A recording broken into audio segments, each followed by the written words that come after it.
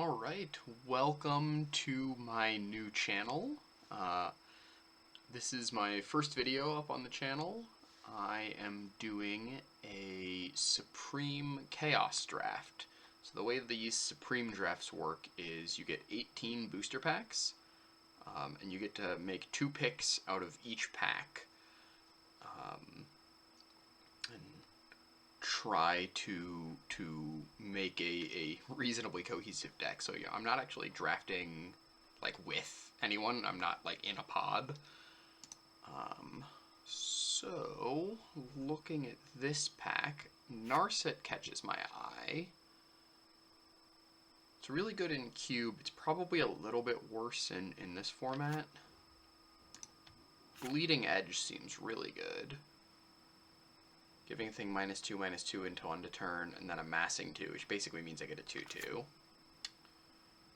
Other cards that are good. Tidebearer Giant seems solid. 6 mana, 4/5. When it enters the battlefield, I draw a card and lose a life.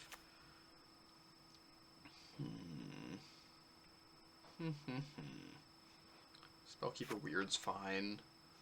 It's kind of cute with Bleeding Edge. Jace's Triumph is just divination with some extra text on it. So I'm definitely going to take this Bleeding Edge, and I'm trying to decide what my second pick from this pack is.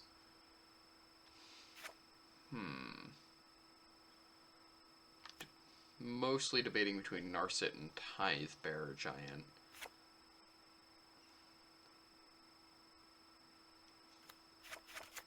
Narset's a little awkward on the mana, taking double blue and double black. I feel like staying on color is nice.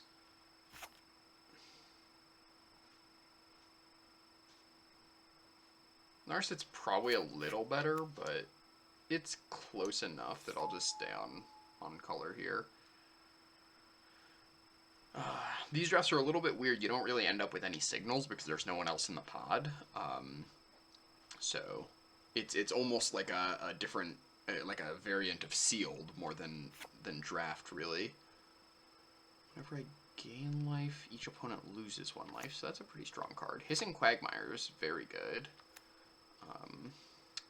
It's a gold card. All creatures get -2/-2 until end of turn. If a creature would die this turn, exile it instead. That's fine. Vampire Envoy. It's pretty good.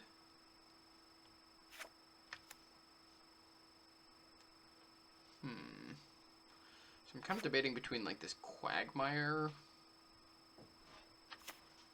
I have found green to be pretty good in this format,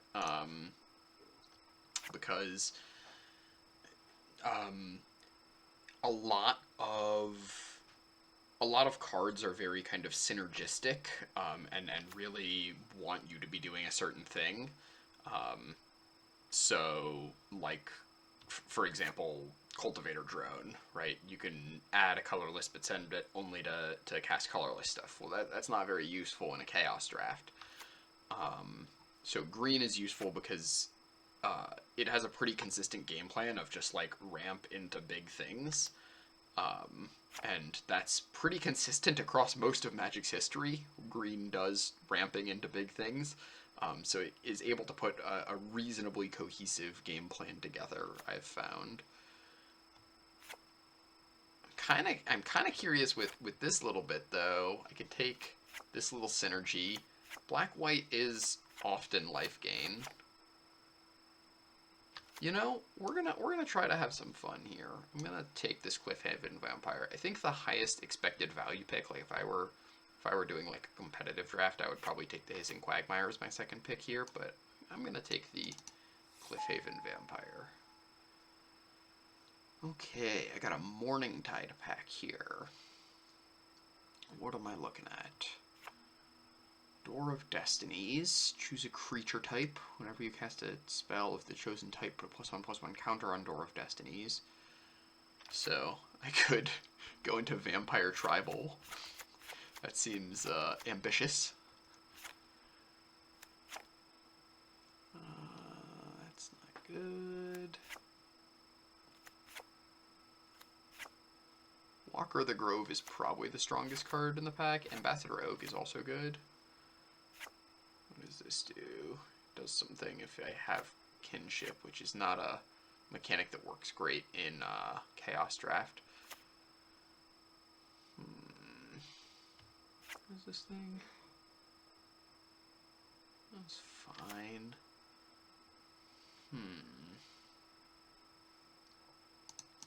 So, if I want to be silly, I can take this Door of Destinies and try to do some vampire tribal thing.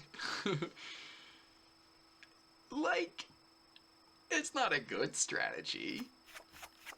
It would be fun, though. I'm kind of tempted, honestly. So I'm pretty sure that the highest expected value pick would just be Ambassador Oak plus Walker of the Grove. Just like 2 really solid green cards.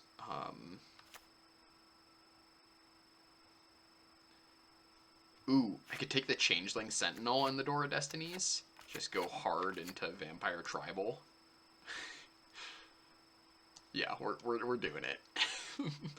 This plan is not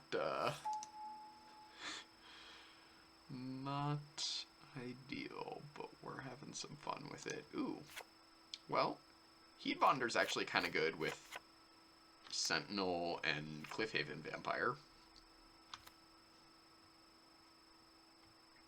Scoured Barrens gain a life. Yeah. Alright, I think I'm committing. And here we can see more of like the green, like if I were doing the green ramp plan, right? We could take something like Migration Path and Greater Sandworm or Migratory Greathorn maybe. But we're gonna have some fun.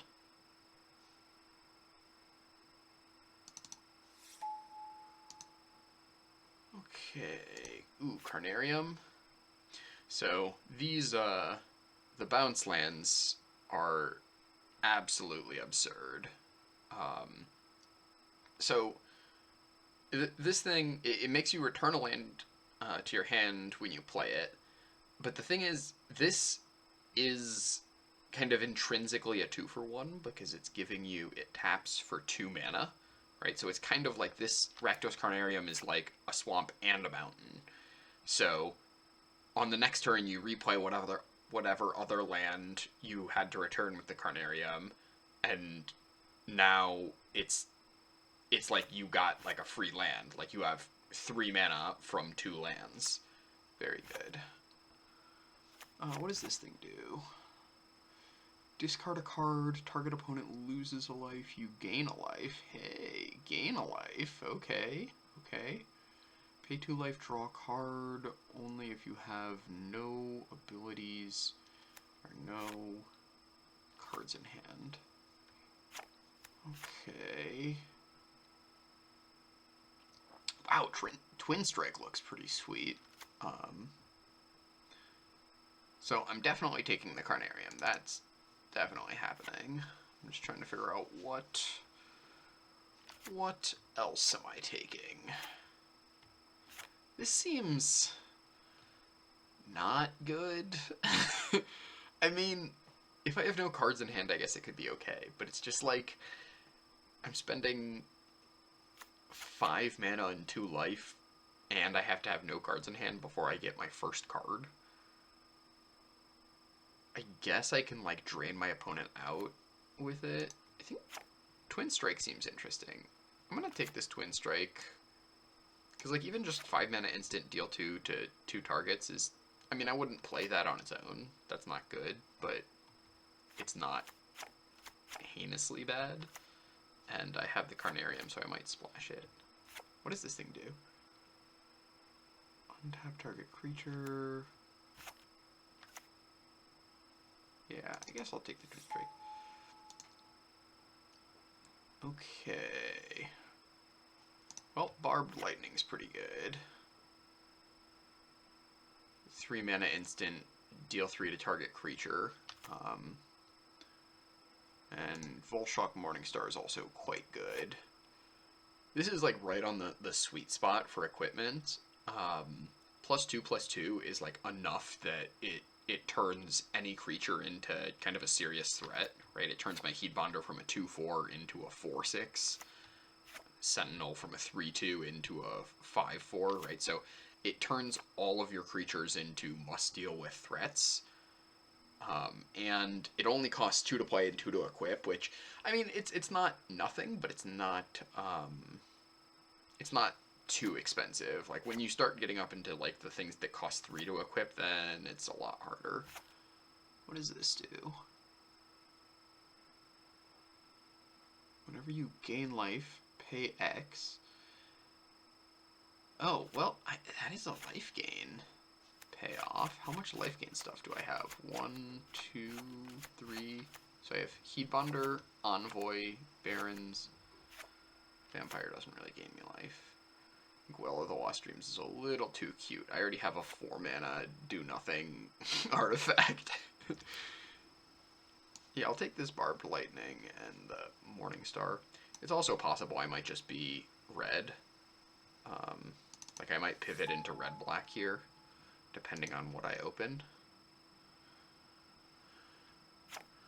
No more than 2 creatures can attack you each combat. Well, that seems bad.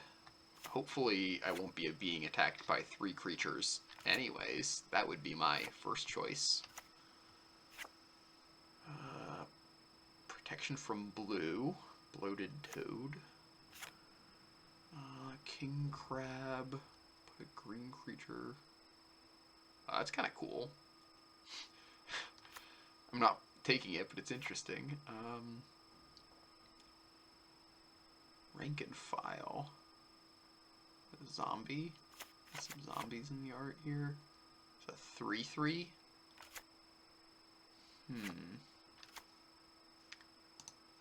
What else? Flying, protection from artifacts. When it becomes tapped, it deals 1 damage to any target. That's interesting. 1 damage to any target is not nothing. It's not great, though. The strongest... I mean, I think Miscalculation is a very strong card. I don't know if I can say it's the strongest card in the pack. I haven't finished reading, but this card sees play in cubes.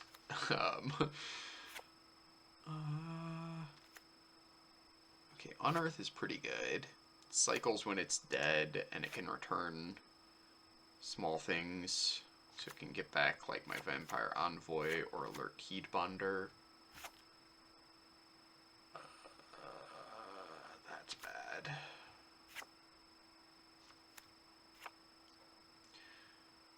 I guess this, like, this card just, like, randomly hoses green creatures. I guess it's, like a fine sideboard card. I probably won't main deck it, but sometimes you do get a little desperate.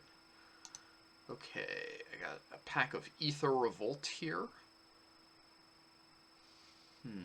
This is interesting because it's kind of similar to Kaladesh Remastered, which is on Magic Arena right now, but there's some cards that are not in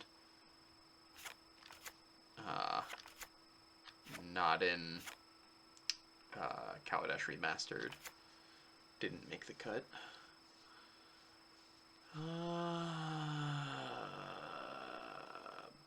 Bunch of bleh. None of these cards are good. I guess Caught in the Brights is fine. It's just like a pacifism. Makes the thing unable to attack or block. Yeah, that's fine. And then I could take a really dorky 3-mana 3/2. Could take Cruel Finality. It's like a bad removal spell. The thing is like effects that give something like -2/-2, like that kill small creatures are worse in multiples, because you don't really want to draw both Cruel Finality and Bleeding Edge most games, and Bleeding Edge is just a much better version. Twin Strike is also kind of similar, but like I don't know what else I'm taking here. I'm not playing blue or green at this point. I'm pretty confident.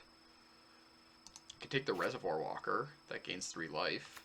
5 mana, 3/3, gain 3 life. That's a little dorky even for a life gain deck. 3 mana, 3/1. I mean, has stats. I can get it back with Unearth. Yeah, I guess I like that.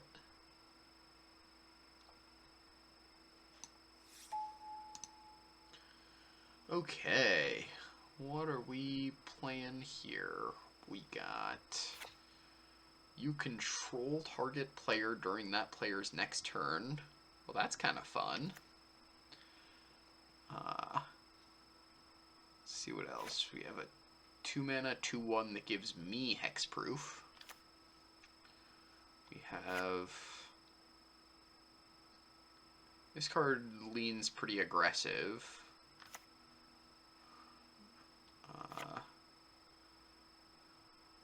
Turn up to 1 instant, 1 sorcery from my graveyard to my hand. No.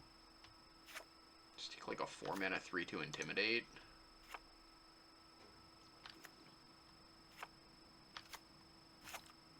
Or a 4 mana 2/5. 4 mana 2/5 is kind of beefy. That's like hard to attack through. Maybe I just like take the good blocker and Worst Fears. I don't even think Worst Fears is that good though.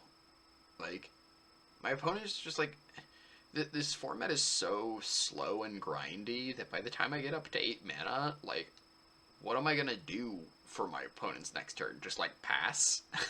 Like, unless my opponent is, I guess it's like a sideboard card against control decks or something. I don't know. We just take like Aegis of the Gods.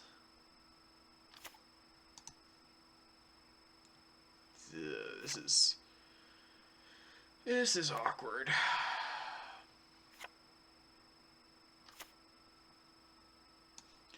We'll take the Rotted Hulk. And then I guess Aegis of the Gods? Yeah. I can get it back with Unearth. It holds a Morningstar. Sure. Yeah, I don't think Worst Fear. Like, Worst Fears, like, if it led to kind of silly, fun gameplay, I would be inclined to take it, but I actually think the play pattern would often just be 8 mana, look at my opponent's hand and say pass, and that's just like not that fun. Brink of Disaster is not terrible. It's not good, but it's not terrible. This thing seems great, right? Gain life equal to its power? Yeah, windmill slamming that. Brink of Disaster is dorky removal.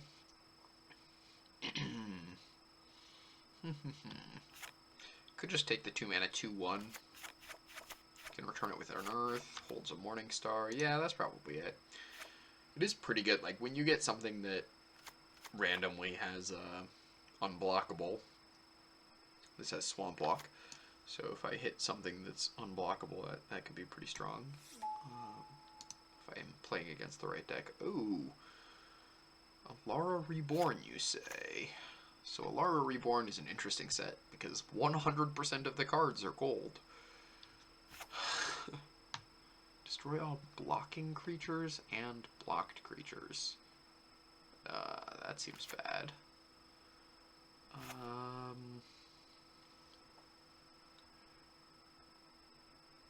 That seems interesting. I don't... Ooh, Terminate. Terminate's gotta be sweet, right? What else am I taking besides Terminate? Tap target creature unless its controller pays 2 life. That's just not... It's just very unexciting. Very unexciting. So I'm taking Terminate, because I'm still going to try to splash red for, like, Barbed Lightning. I'm probably not playing this Twin Strike at this point. Hmm. Hmm.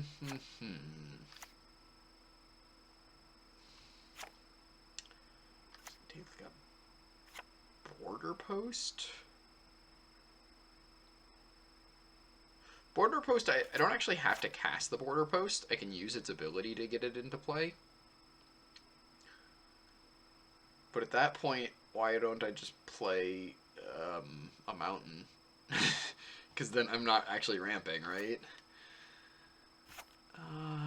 Jund Sojourners.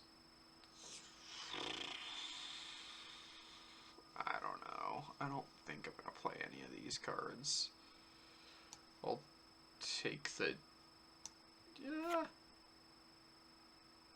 There's a chance I end up, like... Probably not pivoting off of black, though, right? With this Archon. Whatever. I'm not playing any of these other cards. You know what? Actually, I'm going to take the Jund Sojourners. If I play against a deck with, like, a million X1s, like small creatures that can kill with just the cycling ability, I could bring it in without actually being able to cast it. Mask of Intolerance.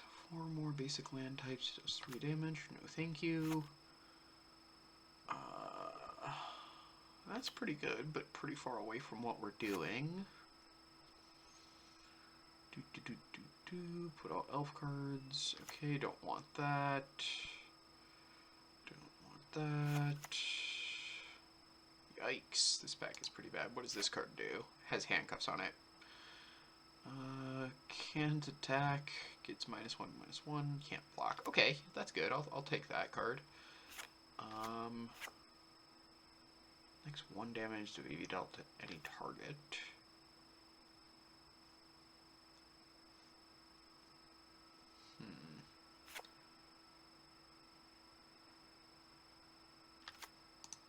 Oh, there we go. I could also take Smash if I expect it, like as like a sideboard option for decks with really good artifacts.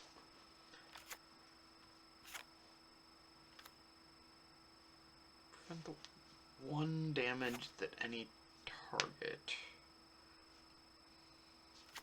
It's like kind of nice. Can like help keep my. So I'm definitely taking Manacles. That's for sure.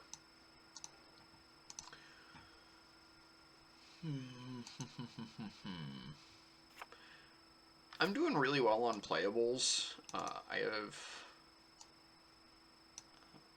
do I have to move everything over to make that into the 1-drop spot? Come on. Come on, Magic Online.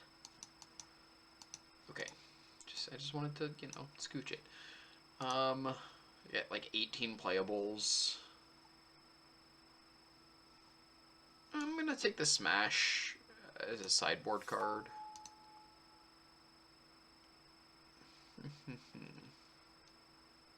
Okay. So I got some stuff here. So that does not seem great. This gets back a thing from an opponent's graveyard for a turn. That's not great. Peace Strider seems good. Gains life. Is a body. The bar's pretty low in Chaos Draft. It's like, does it do a thing? Viridian Claw seems... That's actually like kind of a good... Do have like a couple of... It's like pretty good with a lot of my creatures. I have a lot of high power, low toughness creatures. There's also Spread the Sickness, which is just 5 mana sorcery, destroy a thing. How much removal do I have? I have Bleeding Edge, Terminate, Manacles, Barbed Lightning, Caught in the Brights. I've already got a lot of removal. I don't need dorky 5 mana removal.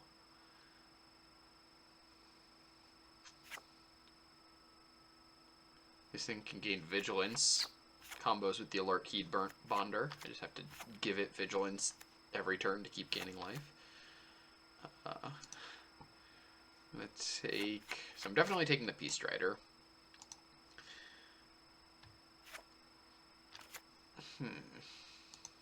11 creatures? It's like, equipment get worse in multiples, and I already have one really good equipment. Like, Morningstar's great. So I'm definitely playing the Morningstar.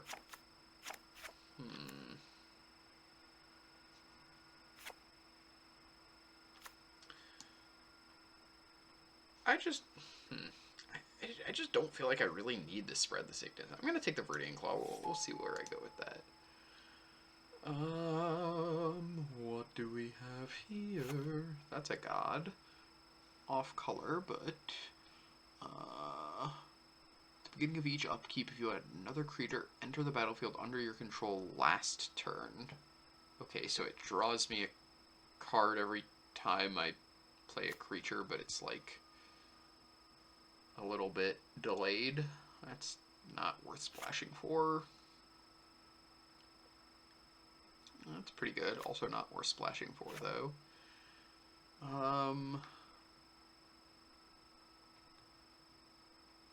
This seems fine.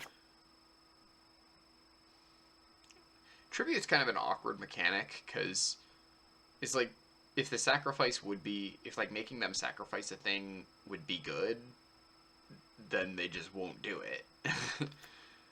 Return enchantment. How many enchantments do I have? Manacles. Aegis. Caught in the Brights. Not quite enough enchantments to make that work. So I think I'm going to take the Oresco Sun Guide. That's just a good creature, works with my life gain stuff. And I'm thinking maybe Nyxborn Eidolon. It's like pretty good to put on my flyers. It's a flexible card. Can be a body when I need it to be. Can pump up a thing when I need it. Yeah, the Liar seems super slow. So I'm debating between this Harpy and the Eidolon.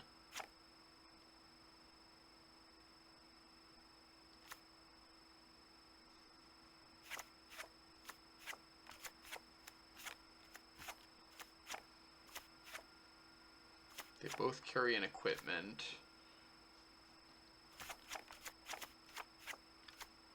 Oh, this Door of Destinies it's not going to be in here.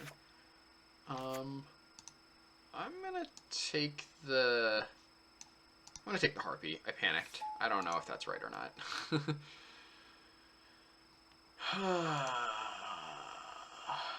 I'm not sure which of those cards is better for me. Niv is awesome, but it is very far away from what we are doing. What is this thing? When it enters the battlefield or the creature it haunts dies, I get 2 1/1 black bats. Haunt. When it dies, exile the thing haunting a thing. Okay.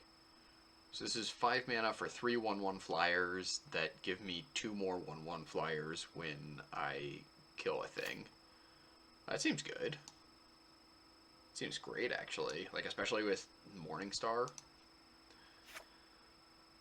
And then Thrall is fine. 4 mana for a 2/2 is real awkward. But I think it's better than a 1 mana 1/1 Vigilance that can sometimes become a 2/3. Or this Restless Bones. Yeah, it doesn't seem great either.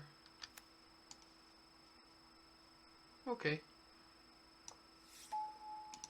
Birthing Pod. Ho ho ho. Wow, this pack is awesome. There's a lot of good stuff in here. Okay, I gotta look at Birthing Pod. Birthing Pod's actually kind of interesting. So, what's my pod curve look like? I'm podding these things. So I've got... I'm gonna pull all these down to the bottom. 1, 2, 3. I've got 3 2-drops that I can pod. And I've got 3 3-drops. 5 4-drops. 3 5-drops and a 6-drop. I'm like really thinking about this birthing pod. It is very expensive life-wise because I'm gonna be paying like full price for every step of the way. Because I don't have green. See, the thing is, there's like 3 other cards that I kind of want here. I think my fixing is so rough already. I don't think I can take the birthing pod as much as I want to. I do have a lot of sweet stuff at 5 to pod into. Like get a Belfry Spirit and then pod that into a Tithe Bearer Giant. Oh. But Entomber Exarch seems sweet. It's like a Gravedigger that can also duress my opponent if I want it to. Soul Eater's good. Pristine Talisman I've found to be just really solid. Could also take the Alloy Mirror, I don't know how to pronounce. So Exarch is definitely getting in there.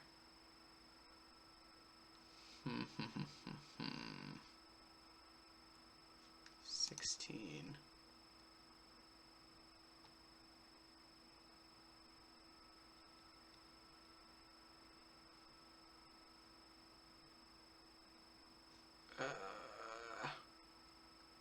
Alright, screw it, we're taking pod. Oh, it timed out. Oh, I tried to audible into fun. I failed.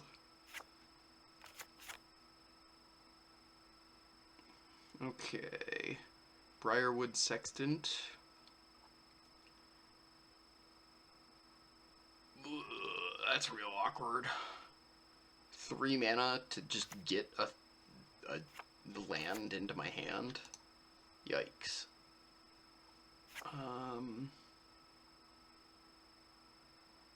4 mana for a 1/1 that I need more black cards in hand to make good. That seems bad. Okay. Enchant creature. Put into a graveyard from the battlefield. Destroy target non-black creature. Okay. That's not great. 4 mana 2/1s. Oof. Really scraping the bottom of the barrel here. Fendoff has the word cycling on it, so it can't be that bad. Am I taking this Sextant? It does get me a mountain so that I can...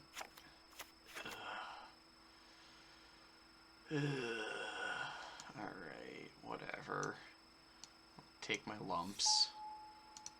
Holy buckets. Okay, well, that's unfortunate. We can't play the Azor. We can't play a double blue card, though. Unfortunately. Well, there's my vampire, if I want to stay on theme. So, Dusk Legion Zealot seems pretty good. Draws a card, loses a life. It's just solid. How many vampires do I have? I have 1. Kind of 2. I'm hoping not to play this Changeling Sentinel. It's pretty bad.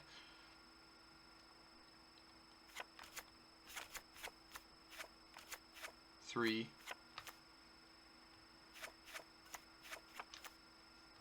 Okay, 3. That's not good. The Glorifier's probably not what I want then. I'll just take the Sky Marcher.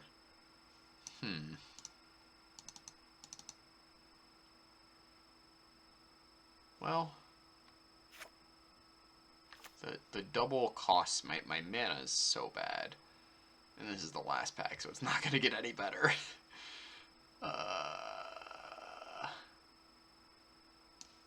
Yeah, I guess I take the Sky Marcher. Okay. What am I cutting here? Aegis of the Gods seems real dorky. Changeling Sentinel seems bad. Sextant is kinda like a land. I'll count it as like half a land. Fend Off seems unnecessary. Rotted Hulk is... Night Market Guard is not great.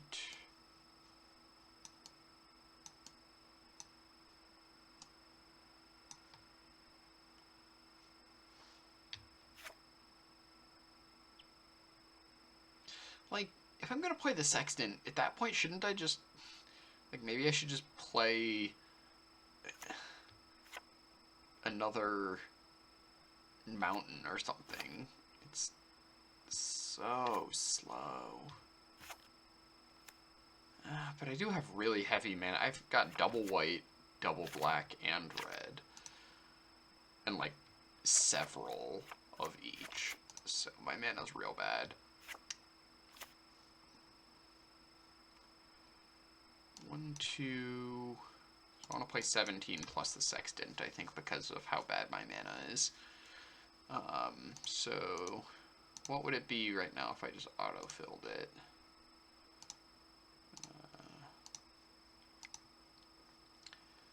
So yeah, looking to make one more cut.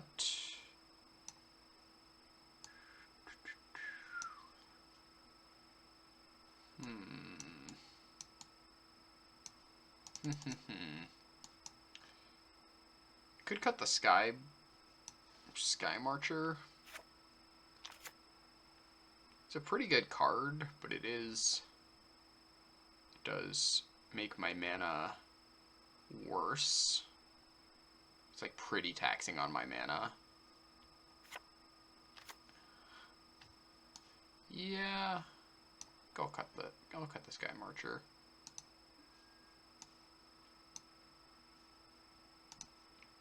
Alright, how many sources of each do I have? Red, I have 1, 2, 3. I guess that's okay. It's not good, but I guess it's acceptable. Is this Viridian Claw even good? +1/+1 in first strike. Maybe my deck... Maybe I just don't want this Viridian Claw. Got, like, 3 decent 2-drops. Kind of 3, 2.5, 3-drops. Bleeding Edge is sometimes a 3-drop.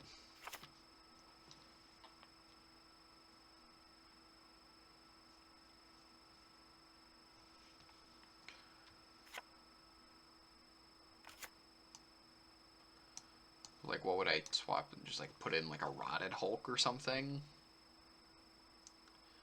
I mean, I don't hate that. Like, most of my attackers are in the air, so having just, like, a big, beefy ground creature to block is not the worst. Yeah, I think that's fine. So, how many white sources? 1, 2, 3, 4, 5, 6, 7, 8... 9, 10. Okay, well that's not bad. How many black sources? 1, 2, 3, 4, 5, 6, 7, 8, 9. Well, I think my black requirements are slightly heavier than my white, so I'm gonna swap out 1 for 1 there. Actually it's about equal, and like more likely to want to play Heatwander on 3 than Bleeding Edge, because Bleeding Edge, in order to play that, I kind of need another target. Though Manacles is kind of like an invisible, like it does kind of want me to have some swamps. It's kind of a gold card. Yeah, whatever, I'll just run it. Canda's slow. Oh gosh, I forgot that we have the Caught in the Brights. Oh, that's so bad with the Shrike Harpy. Oh. Big old non-bow here.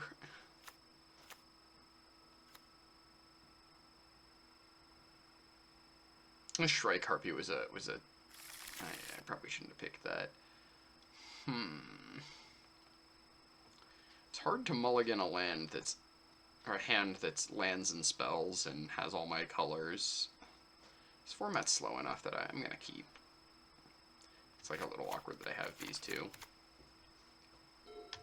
Harpy might just, I don't know. Maybe I'm just like not supposed to play Harpy.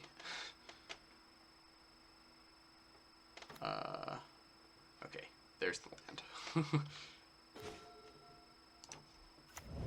Alright, there's my Scoured Barrens, gain a life. So, it's a little awkward with the way the Carnarium works.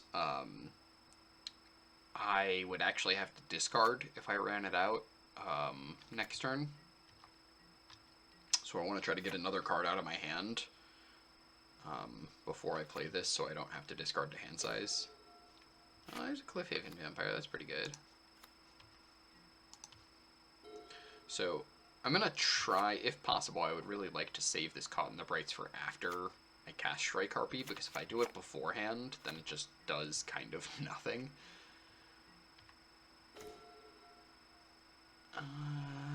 Okay.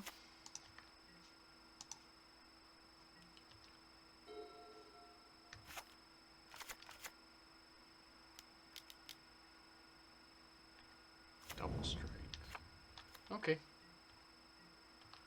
Well, I'm gonna play out my Cliffhaven Vampire.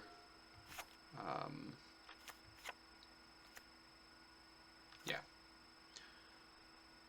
Play out my Cliffhaven Vampire, and then hopefully they don't play anything next turn and I can use my Shrike Harpy to get this Fireborn Knight.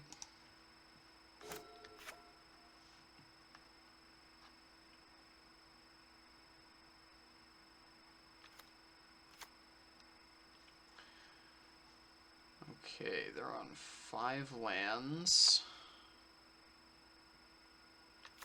Just attack me and pump it. Yeah, get in there. Yep, no blocks.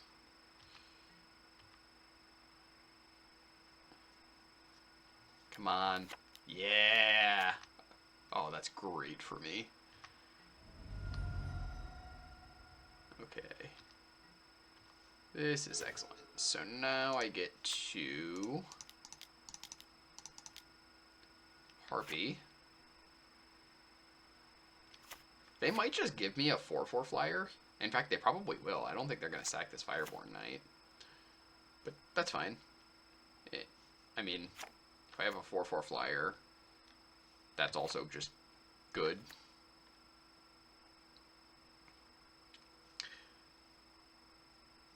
The tribute mechanic is so awkward. Like, I get what they're going for, flavorfully, you know, paying tribute to the gods or whatever, but, like, it was just such a clunky mechanic.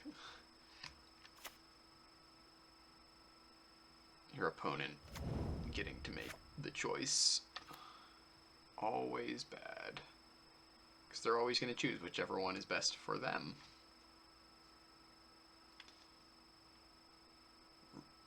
Wait, really? They're sacrificing a creature?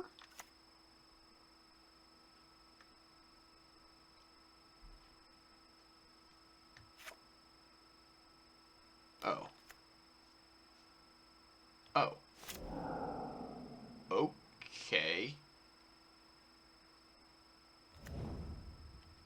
Oh, I guess maybe they needed the blue to play a card in their hand.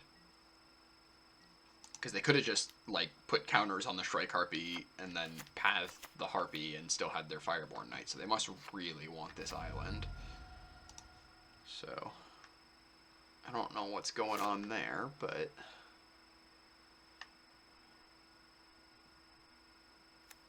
Oh, they're going to play that Azure. Oh, wait, no. It wasn't a real draft. It was a Supreme draft. Resplendent Griffin, sure. That is fine by me. Yep.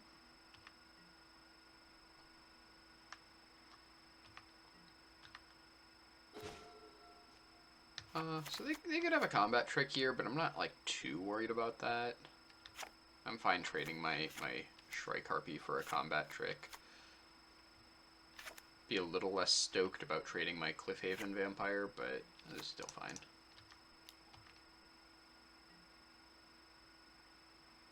Okay, they just take it. How close are they to the city's blessing? 1, 2, 3, 4, 5, 6, 7, 8. So if they play land and a creature, they get it. Yeah, that's making me think maybe I want to deal with that.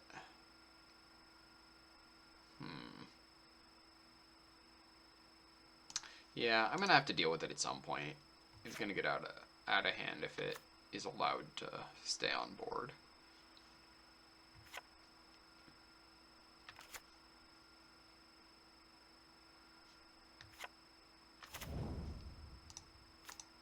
Nope, don't unearth. Vampire Envoy. My Vampire Tribal, it's all coming together.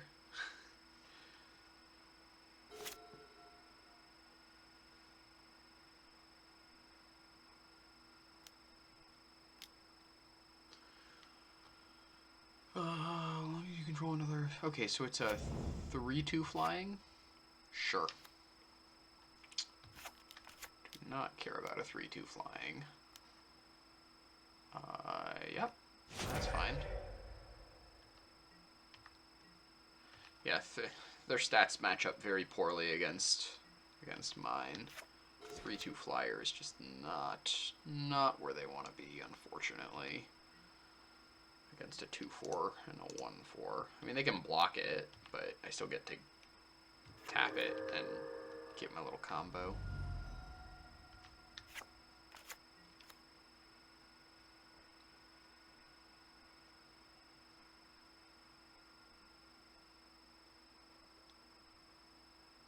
Sure.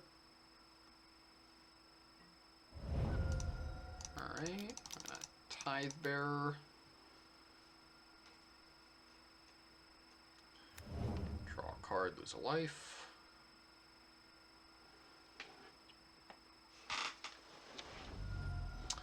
Barbed Lightning, that's a good one.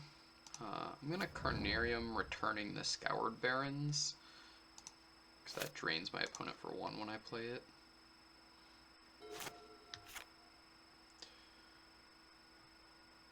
My opponent's in some rough shape here. I think they're probably dead next turn. It's going to depend on what they have, but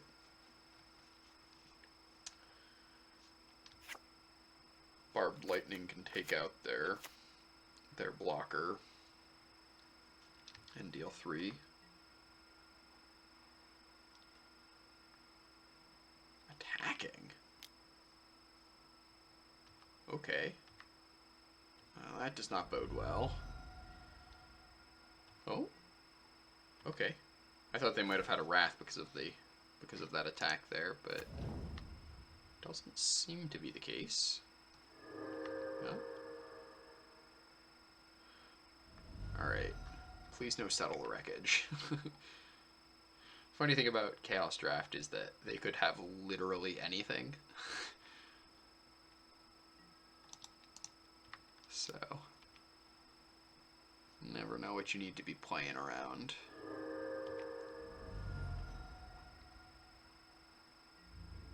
Yeah.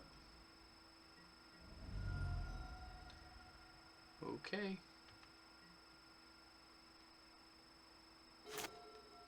So I have them dead to this Barbed Lightning. I'm just waiting for them to tap out so that I can safely resolve it here.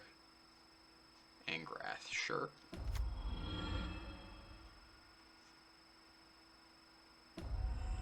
Yep.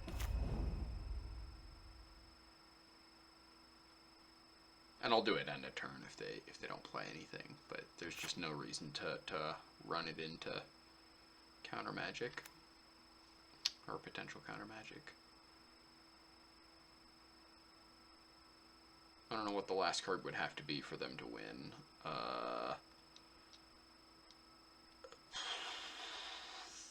Venser maybe could keep them alive for a turn.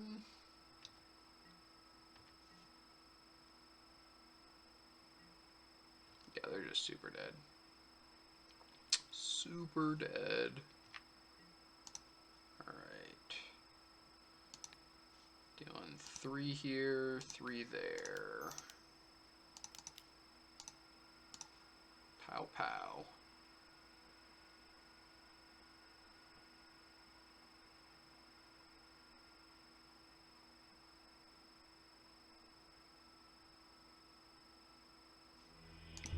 Alright.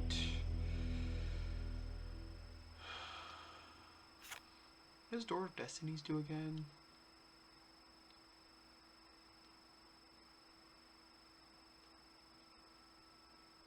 It's like a very strong card.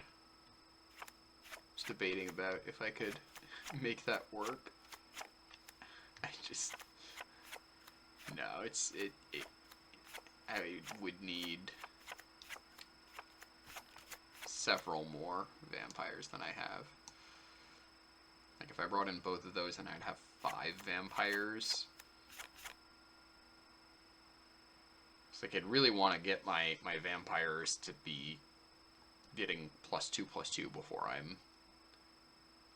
Like I'd want 2 vampires to get +2/+2 before I'm happy with Door of Destinies. So I'd probably want like 7 or something vampires before I'd really be playing it. They didn't have green, did they? We saw blue and white and red. No green. Twin Strike could be okay. 2 damage to each of 2 creatures. They did have a lot of 2 toughness creatures that would kill. Smash. I don't think I saw any good artifacts. I guess there was, like, the creature that they played was an artifact, but I would need to see more than just one. I'll swap out the Twin Strike for the Strike Harpy. Harpy's just so awkward with, like, with 2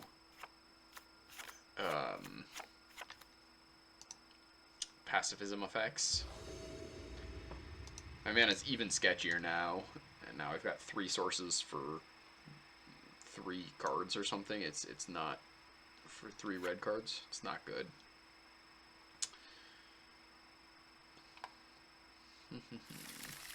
Mulligan. Yep. Well, this is what I get. This is what I get for playing a deck with bad mana.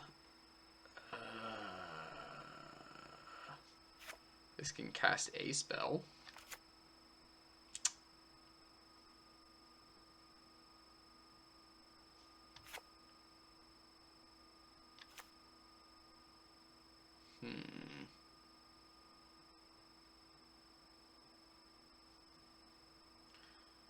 Alright, I'm gonna keep and put a swamp to the bottom. We'll draw a land before turn 4. And if I draw plains, this hand's actually really good. Well, there's our land.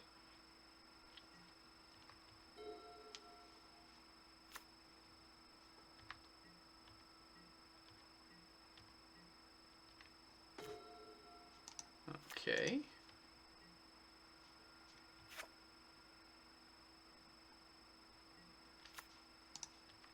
Marsh Threader, not ideal.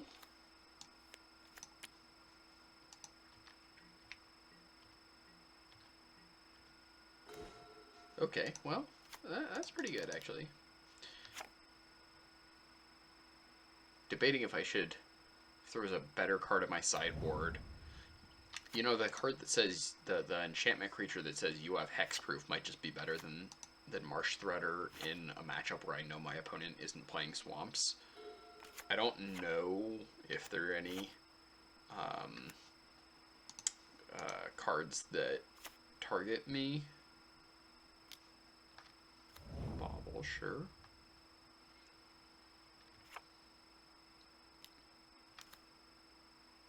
Boulder Salvo. Okay, that's fine.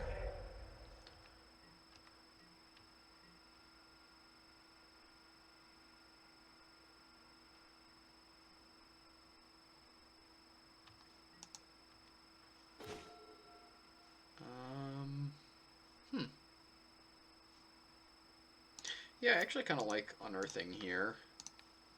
Just putting 4 power into play. Unearth and then play this Marsh Threader.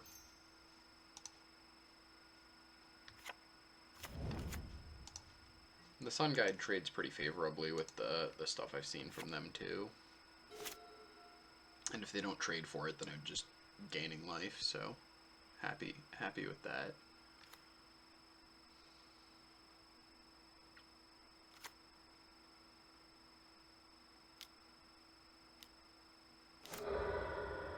Wonder how effective the strategy of like just playing like 2 drops in combat tricks, like just building like a hyper aggressive deck and ignoring all the bombs would be.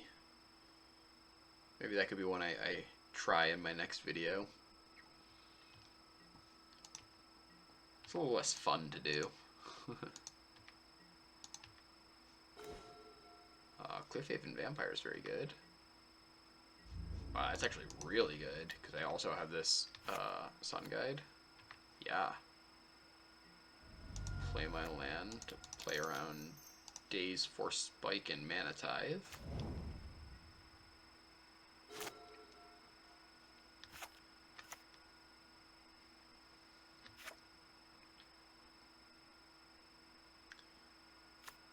Cliffhaven Vampire.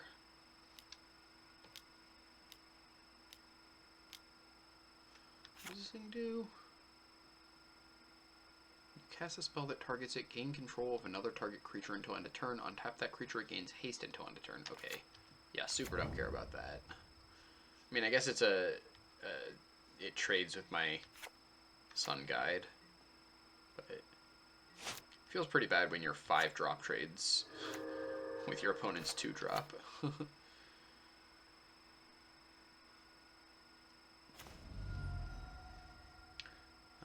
Yep, I'll just get in with everything here.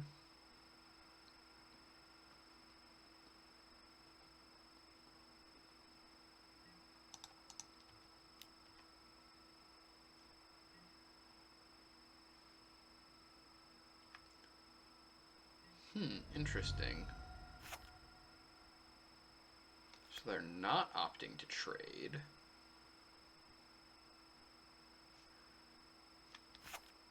What are they doing there? What are they doing with this thing?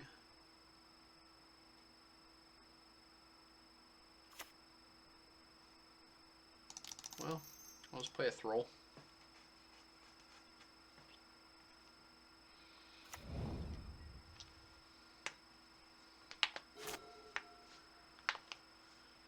Alright. Rupture Spire, yep. Curious to see what their plan is with this Conscriptor. Not trading it there is pretty aggressive. I mean, they're at 9 and I'm at 22, so... Okay. You got the city's blessing.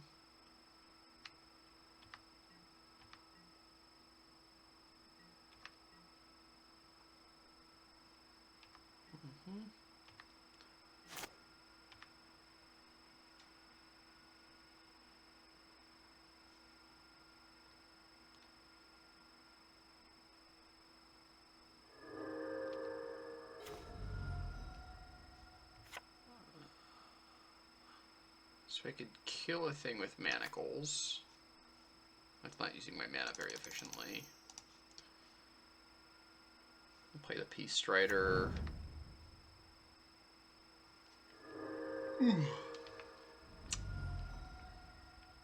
Sorry about that, I'm recording this late at night here. Do I tap down their thing and just get in there? No, I think I want to save the tap for my opponent's turn, so I think I just attack with everything. Let them make a couple of trades if that's what they want to do.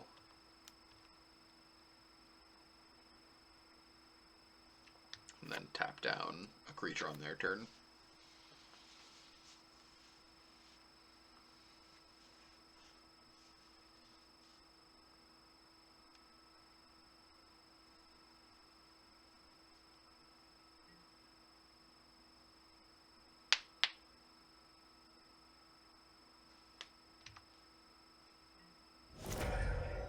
Okay. Works for me.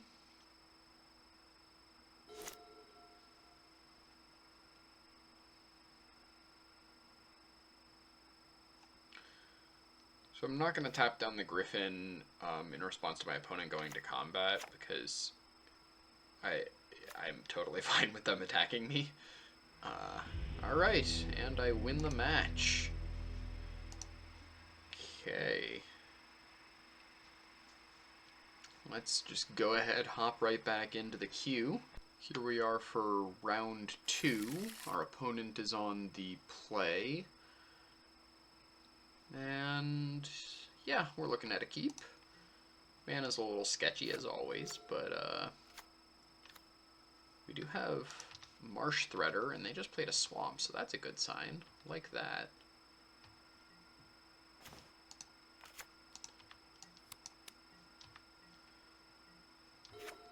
Yeah, this Belfry Spirit, when it gets a Volshok Morningstar, that's, like, it just gives me so much fodder to hold the thing. I just have, like, an infinite stream of 3/3 flyers.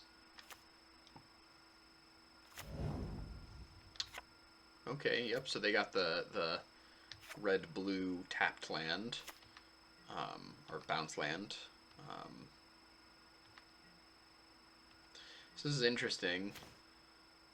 I'm still going to play the Marsh Threader, but it's kind of funny that my opponent was able to bounce their swamp, so if they have another land, they might not replay that swamp right away. Okay, looks like they don't.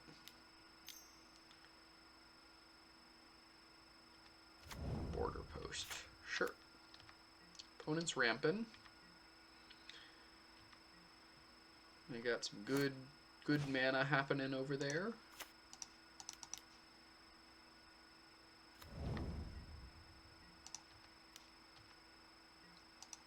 Yep.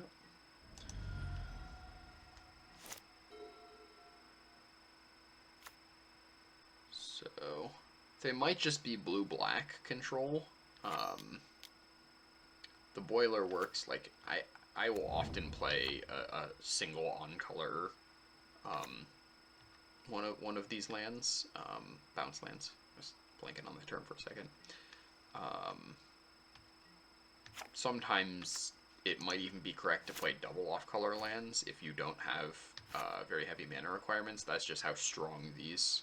Like, you don't need to be blue-red to play Boiler Works. You don't even necessarily need to be blue or red. Although, generally I would advise trying to be at least one of the two colors. But if you have light enough mana requirements, you could make it work to play a double off color. What does this thing do? It dies, you draw a card. Sure. Okay.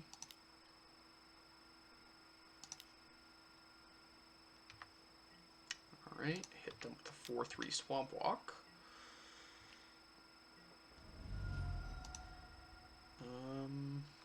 Yeah. I don't really care about that, like, I'm very much winning this race, so I don't really need to use a removal spell on a random 2/2. Save it for something that I actually want to, something that's more impactful.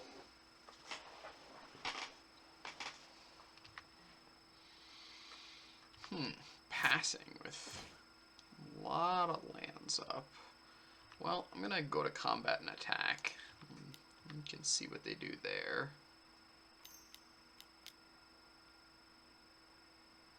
Destroy my thing, make a 1/1. Yeah, that's fine. Okay, so now I'll just play my Belfry Spirit.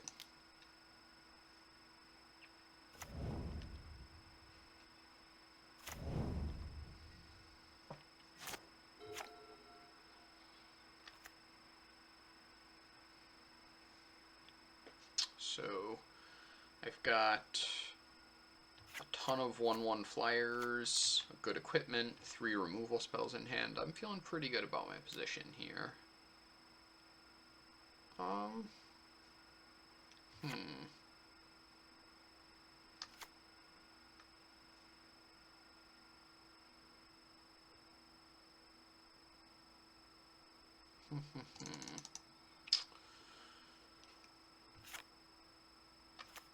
Yeah, I'll trade. I'll trade one of them. I don't really want to trade off the Belfry Spirit because I don't want to haunt this Kingfisher, because I'm trying not to kill the Kingfisher if I can avoid it, to deny them that card. Dreamscape Artist. Sure. My opponent's got quite the ambitious mana base here. They're doing some fun stuff. Alright, well... And I think that's fine. I'm not gonna kill the artist. I'm gonna try to wait and kill a thing that I actually care about. Yep, we're just gonna get in for 4.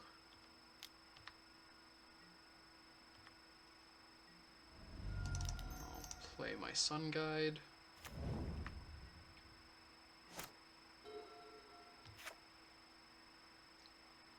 And the artist puts stuff onto the battlefield tapped too, so they discard a card and sack a land. It was pretty good in that Masters set that it was in, because there was in Ultimate Masters there was Madness. Okay, what does this thing do? Pro white, pro black, gains flying, gains first strike, gets +1/+0. Well, that would be good, but I have... Oh, that's very good. Alright, well... We're gonna bop, bop.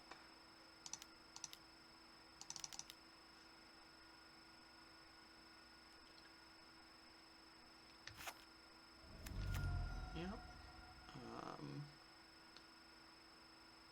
And... just gonna attack with the Belfry Spirit. I don't really want to trade my Sun Guide for their Kingfisher again, trying to deny them that card. Okay. If they're just chumping, that's fine. They can have the card that way. This is a little worrying with this Dreamscape Artist. They are getting up to a lot of mana. But as long as it's not a creature that has like a really big impact right when it comes down, I'll probably be okay, whatever they're ramping into here. Pitch Drolf's Messenger. Playing a triple black card in a deck that's also playing Forest, Mountain, Island, Is It Boilerworks is quite ambitious. It is a strong card, but that's real hard on the mana base.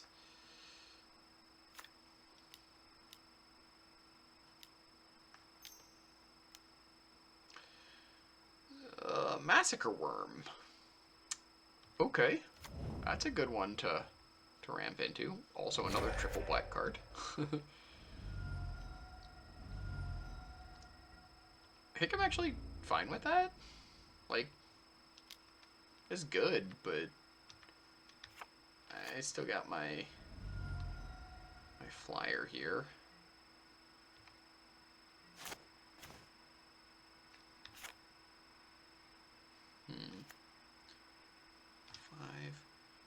Debating about how I want to deal with this Massacre Worm.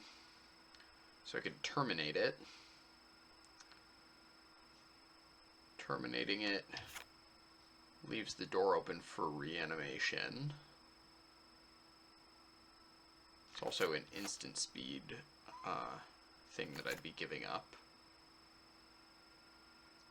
Using like a Manacles or a Caught in the Brights leaves it with the static ability of whenever a creature an opponent controls dies, that player loses 2 life. I don't think that static ability is going to be super relevant. Alright, well let's start by attacking.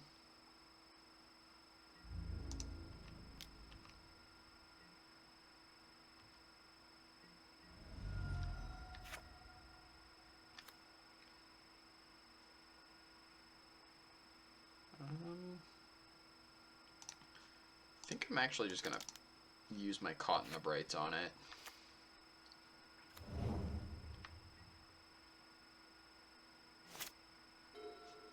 This way I still have Terminate up for if they play something this turn. It just lets me use my mana a little bit more efficiently, so that I can play Archon next turn if I need to.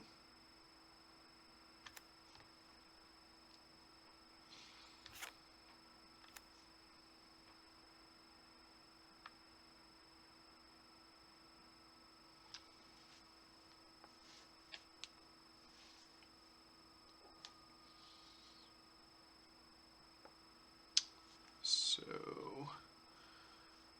opponent going into the tank here. Play a land. 3 cards in hand. What am I afraid of here? I don't know, like Ugin would be pretty good. 6 damage to each creature with flying. Okay. That's fine. Yeah, I lose 2 life, that's fine. Dreamscape Artist. Yep.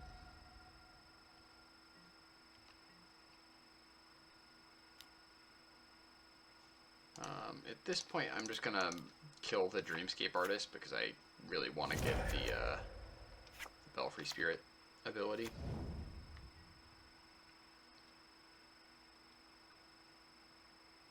So my opponent is dead on board unless they've got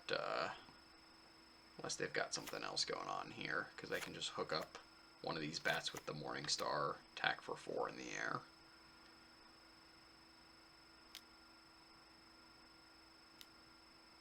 Target player mills 8 cards. Sure. What did they hit? Okay.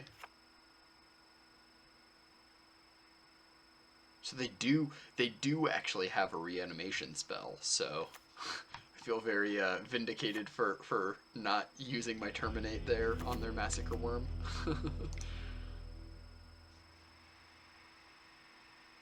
Okay, what did I see? I saw a Dreamscape Artist, I saw a Massacre Worm.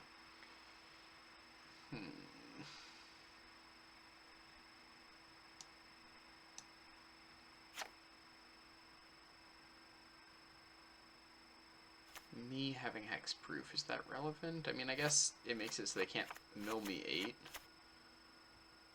Viridian Claw didn't seem great in that matchup. Did I have anything that looked bad? Not really. I mean, just the Tricarpy Caught in the Brights Manacles. But I don't know what I'm gonna do about that.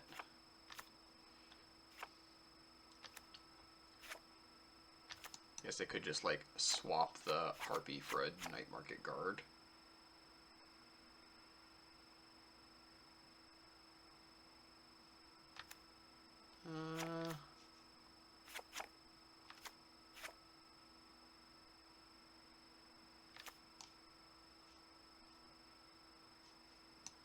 Harpy is really awkward against them.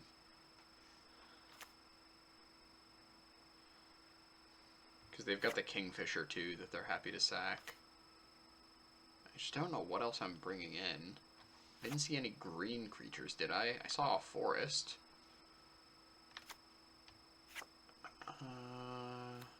Could just be Sky Marcher, just make my mana a little worse, you know? That's what we like to see here. Sure.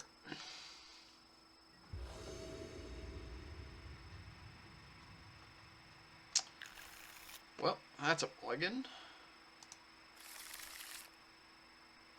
It's a very similar hand. Also quite bad. Also quite bad. Do I mulligan to 5? Yikes. Wow. I feel like maybe I should.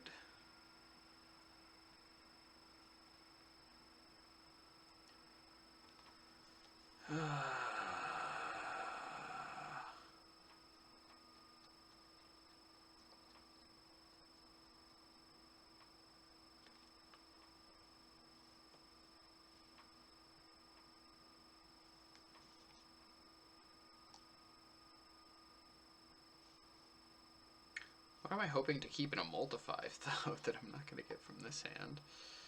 I guess a castable spell, maybe.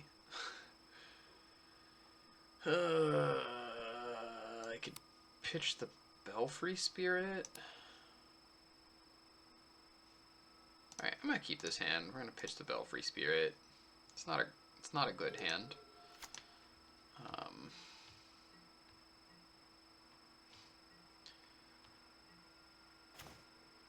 Okay, I got a Plains, so we're getting there. I pitched the Spirit as sort of a way of hedging my bets, so that if I drew a black, that at least I could get on board with this Rotted Hulk.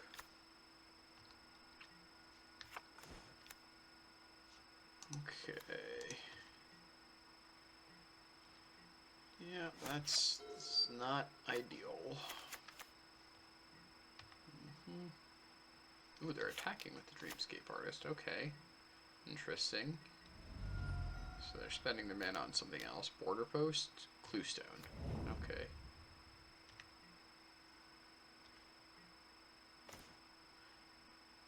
Well, based on what I saw last game, I actually think I want to just kill this Dreamscape Artist.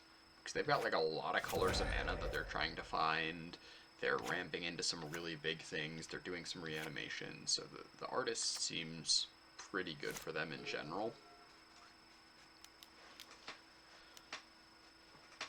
Yep, Muse Drake is fine. I draw a card.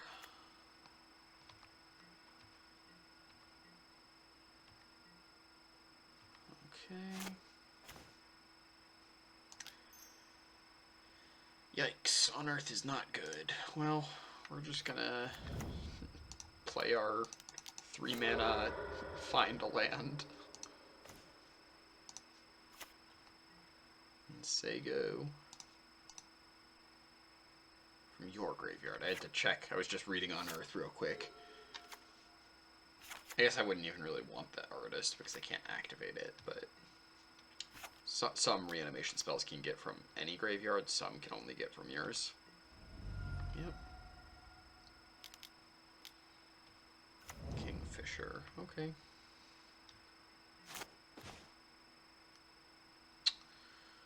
Well, we're just gonna slam an Archon of Redemption and see if that does anything. Yes, I would like to gain 3 life. Thank you.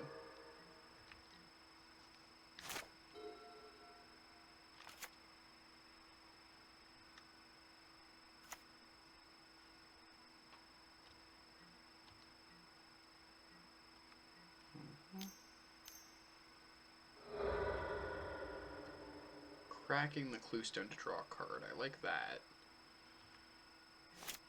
Means they're out of gas or stuck on lands or something.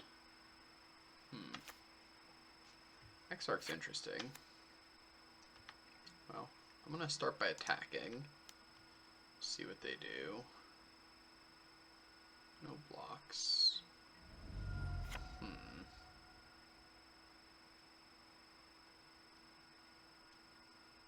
So I could cast Exarch to pull a non-creature card. Oh, interesting. So this actually can hit lands. So I'm not gonna fully whiff. Or I could save that to buy back my Archon later. I kind of like that plan. Just like play a Peace Strider and say go. Yeah.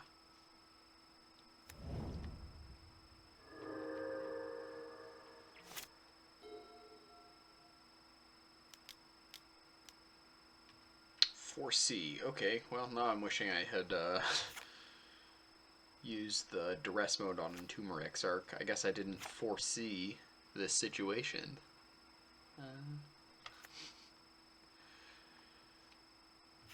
Foresee seems really good in this format. Format's so dirtily. What did they do? They did 1 top, no, 1 bottom, 3 top. Uh-oh. Okay.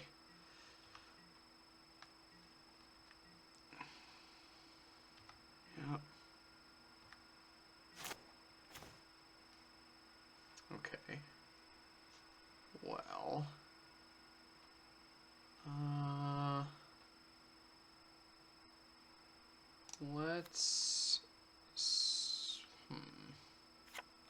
I don't really want to trade a Peace Strider for a Muse Drake. If they double block, that's what I would be kind of forced to do here. I guess I could start with Entomber Exarch. Well, here. First I'm going to attack with the Archon.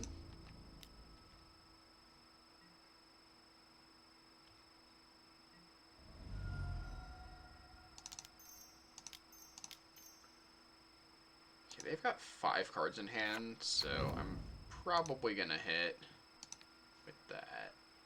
Okay. Wow! Okay, they've got a hand. Venser's great. 6 damage to each creature with flying. Well, that's good. I mean, it's not great right now, but it's like a way of dealing with my Archon is what I meant. Or 2 creatures, 2 without. Back for more.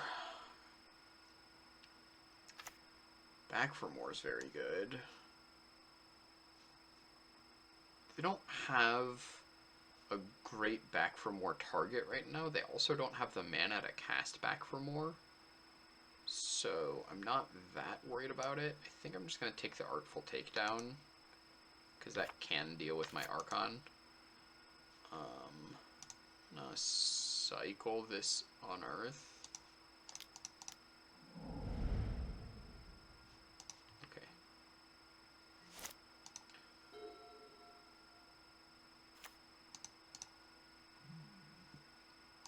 Alright, so we know 3 of the 4 cards in their hand.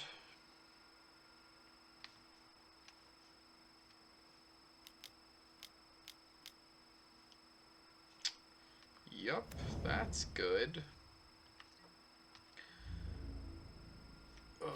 Rough is really good versus Bleeding Edge as well.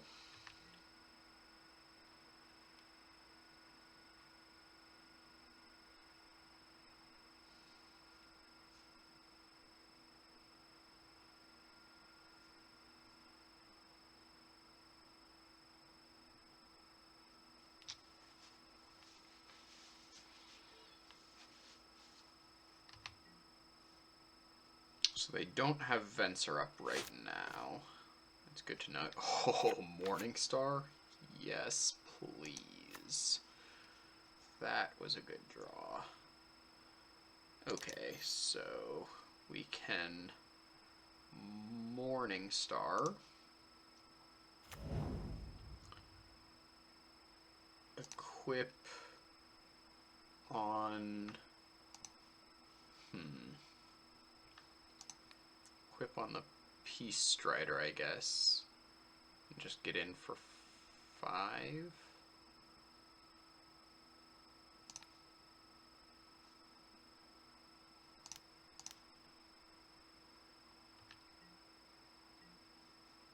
I'm gonna attack with both. I think this Entomber Exarch's gonna die to, like, Rough or something at some point anyways, so I'm fine just trading it with the Kingfisher. Yeah. And yeah, that's fine. Bleeding Edge, I know is going to be good because they've got another 2/2 in hand with that Venser, so. Yep.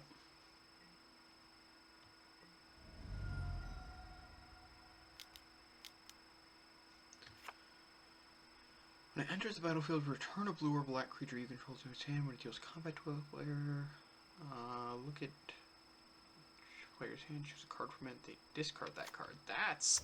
I don't like that. So they get to draw another card off their Muse Drake, and now they have a Spectre that's going to start eating away at my hand. That seems good.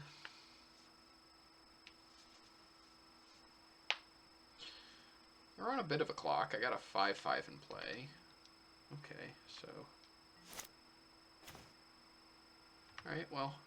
They're leaving up Venser, so I'm gonna attack, see what they do. Going no blocks. Okay.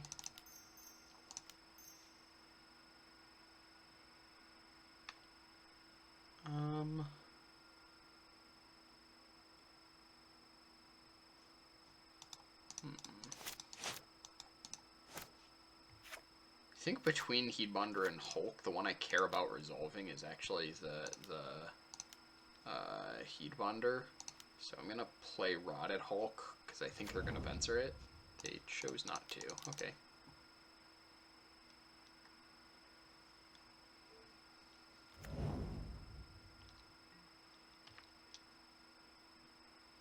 I mean, they are on like a bit of a clock. If they're attacking with this Doomsday Spectre, then yeah, that's fine. Oh right, there would be no reason to Oh yeah, okay. Yeah, that's a good play because they can get rid of the Morning Star. Unfortunately for them, they can't get rid of both of my cards, and both of my cards are very good right now because I can now Bleeding Edge the Venser if they don't take that. Yeah. Now I'm just playing with no cards in hand. Yep.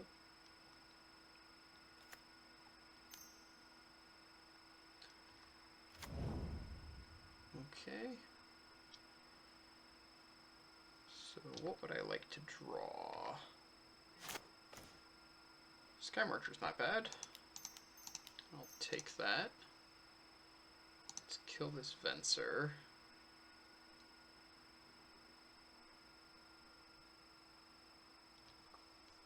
And then get in with the team.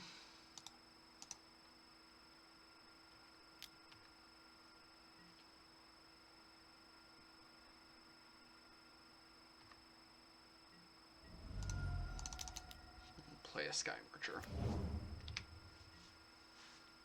Gain a life. Okay, I'm liking our position pretty well. They do still have Back for More. Enters the battlefield. Return to your hand creature card with the greatest power.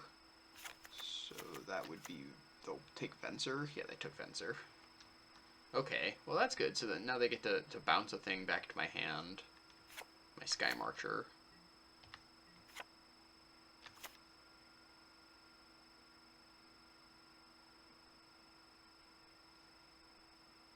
If they want to do this play, they have to bounce my Sky Marcher before blocks. Yep. And it looks like that's what they're doing. Short. Yep. You got it. Goodbye, Sky Marcher. Alright. Terminate. Well, Terminate's pretty good.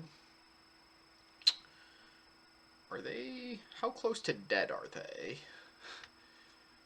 I can terminate their Muse Drake to get in for a couple of extra points of damage and put them very close to dead. I think I like that. This Doomsday Spectre isn't actually, like, great anymore. It's still good, but it's not great, so I don't... like, because I'm empty-handed at this point, I just want to get in some more damage. Because I think the longer this game goes, the worse shape I'm in. Because if they're able to get, like, a Back for More going, that's bad for me. This forces them to chump the Rotted Hulk with the Desecrator Hag. Yep.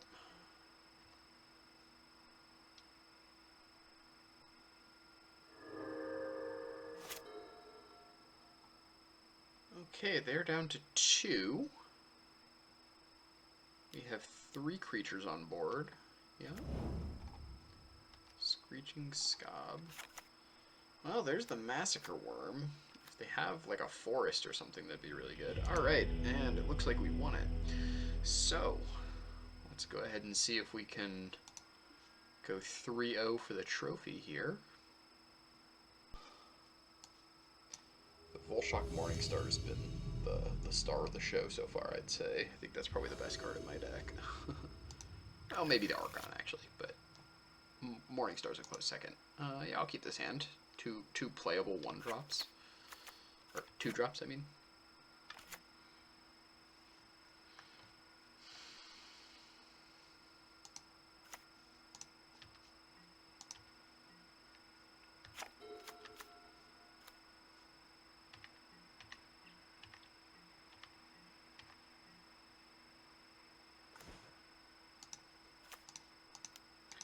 play the Marsh Threader, because it's unblockable with their swamp out here.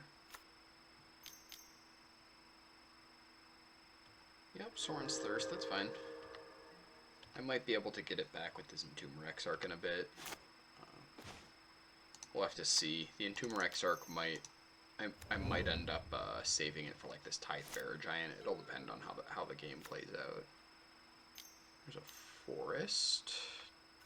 Deathhood Cobra. Sure. Okay, Plains, I like that. Would have liked Swamp better, but I'm not being too picky here. I'll probably just trade. Yep. And I'll play a Peace Strider. Say go.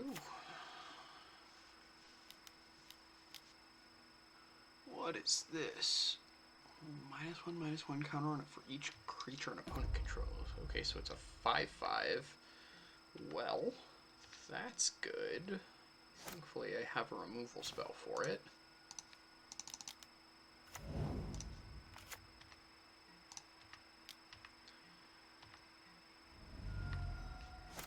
It's looking more and more like this Entomber Exarch is going to be used to get back a Tidebearer Giant at some point, but we'll see. I just don't see, like, chipping in for 2 points of damage, like, because my opponent had some good defensive speed, some kind of roadblocks, I'm not really beating them down very effectively here. So I'd rather just play for the long game. And rebuying a Tidebearer Giant is pretty good. Of course, they have to kill it first.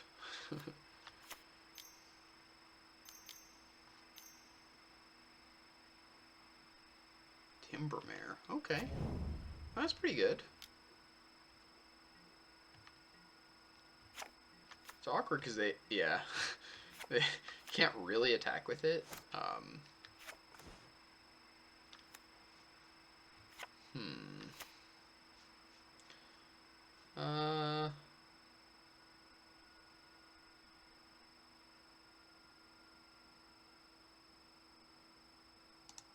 I still don't like getting my Marsh Threader back with the Entomber Exarch. I'm gonna wait for my Tidebearer Giant to die at some point here. I'm sure it will. Also, they just spent like 2 turns worth of mana on this, so they're not developing their board at all. Oh, if I drew a removal spell, that'd be so good. Alright, come on, terminate. Manacles. Or Volshock Morningstar. Or Archon. Or Belfry thingy that gives me bats. I don't know the name of that card. Ooh, that's good. I'll take that.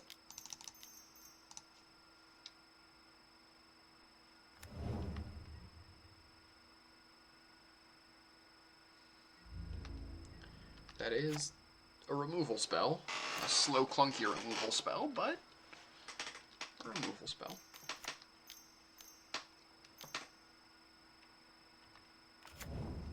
Okay, a 3/5 reach. It's pretty good.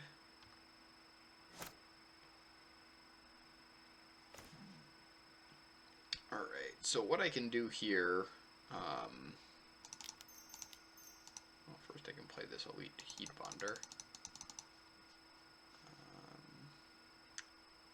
I'll leave a Plains in hand in case they have like a discard spell, I guess.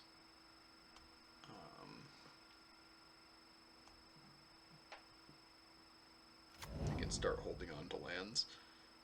So what I'm going to do here is, if my opponent doesn't play anything else, at the end of their turn I can tap down the Timbermare, and then on my turn I can tap down the Mammoth Spider. And that way I can get in a hit with my my other 3 creatures. It's one of the interesting things you can do with tappers. You can actually tap one thing on their turn, one thing on your turn, but you can only do that every other turn. Well, Vivian's Grizzly is actually pretty good here. Yeah, I'll let them attack if they want to with the Timbermare. Yeah, I didn't think so.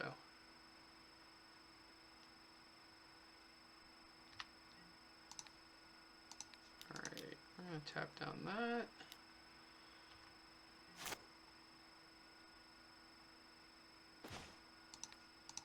Tap down that.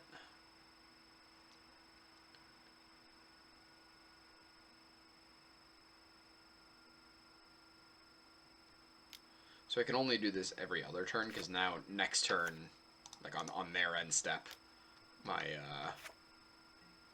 my Thrall will be tapped. Yep, so they take 7. Okay. So here, I think at this point I might do the Exarch for Marsh Threader play, because that, like, now that they're at 9, the Marsh Threader is kind of a real threat that they have to deal with.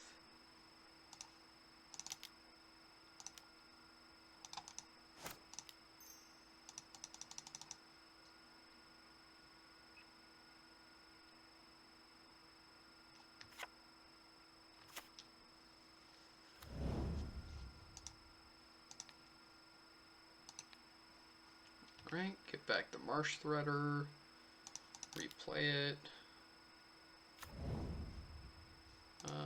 Go ahead and play a land.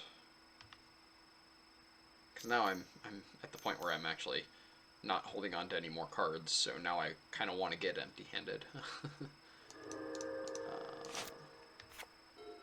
we're dead. Okay. The Vivian's Grizzly is a pretty good like late game engine. You can just draw some cards later. Exile target creature. Okay, so they got rid of my tapper. Well, on its own, that's not going to be enough. They will need some more here.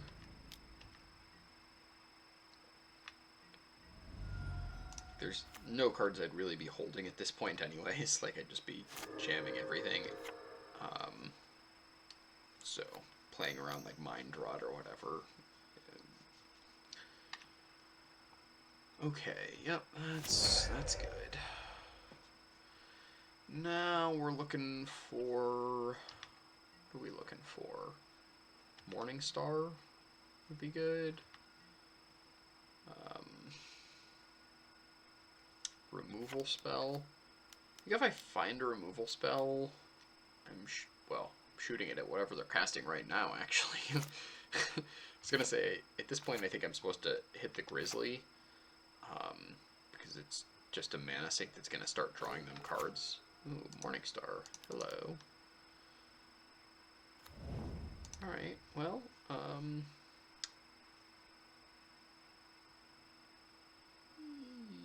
yeah, I guess I'll equip Peace Strider.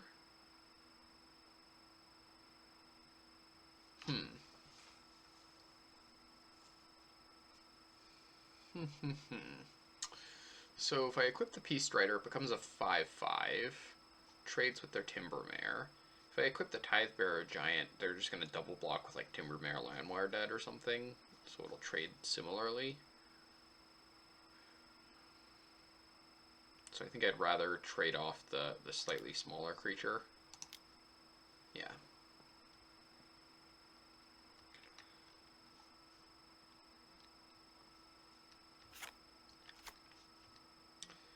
This Mammoth Spider is annoying because I have, like, one of the ways that I can break a stalemate is through flyers. I have a lot of flyers in my deck. Okay. I'm not too unhappy with that trade. Yeah. Getting rid of the Mammoth Spider is pretty nice for me. I'm gonna equip the Entomber Exarch just to get it out of range of Massacre Worm or whatever -2/-2 other. There's a whole bunch of infest type cards that give -2/-2 to each creature, and I've got so much mana, it doesn't matter anyways.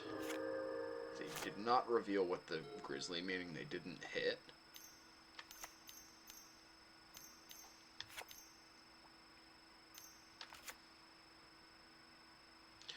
Walker of the Grove. Okay, now we're in a bit of trouble. Okay, let's hit a flyer. Not a flyer.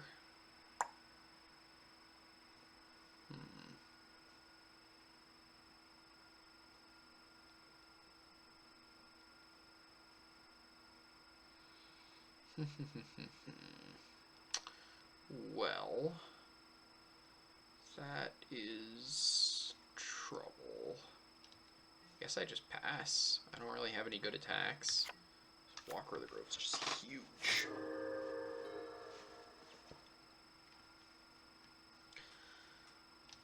I'm liking our situation less and less here. What does this become? Okay, I'm not too scared of that.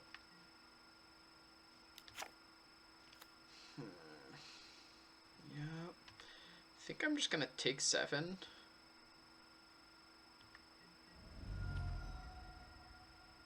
It's like if I go down too much board presence, then they can just start attacking with more of their creatures as well. Rotted Hulk. Okay.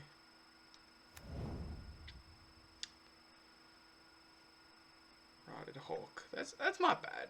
That makes their attack a lot worse because now I can triple block Heatbonder, Exarch, Rotted Hulk, and it'll kill it, and they only get to trade for one of my creatures, so I'm not too unhappy with that.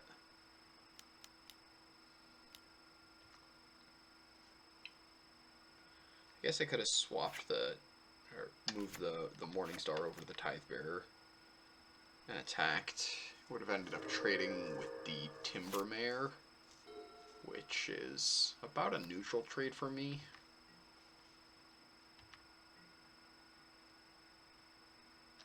Because they would have blocked with like Timbermare or Landwire Dead. Yep. Well, we're gonna go for the triple block. Ooh. See how this works out. I'll probably take out the Heatbonder.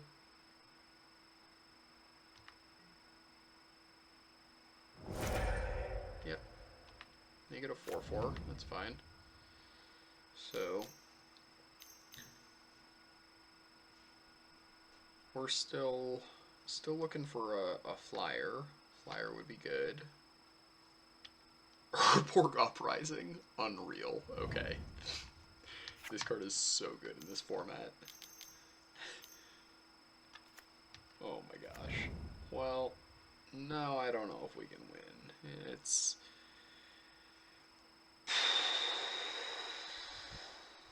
I don't know what we would need to win at this point. They're about to have another Walker of the Grove.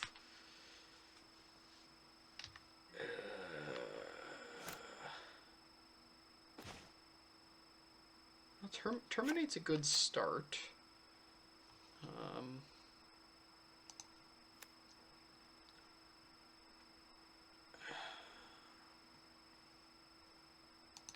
It's just like not even that. I'm gonna move the Morningstar over to the Rotted Hulk. So the thing is like I'm not like the way that I win this game is by attacking in the air. I'm like pretty sure I'm not gonna get through on the ground anymore. So at this point, even though they've got like a 7/7 and this Grizzly that's drawing them cards and stuff, like my only hope of winning is by killing them in the air. So I'm actually thinking I'm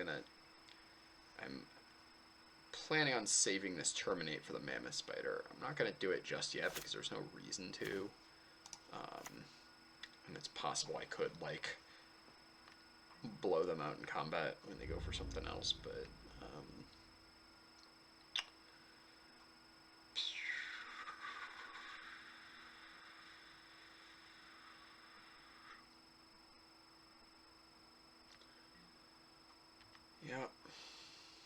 Okay, so what do I need here? Need Archon plus Belfry thingy. Give me some bats. Oh my gosh. I got a 12-12.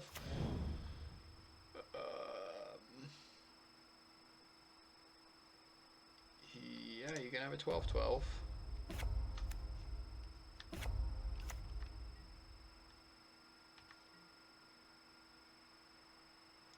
Probably just crack in with everything now.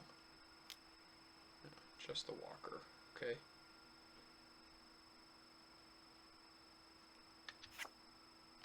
Alright.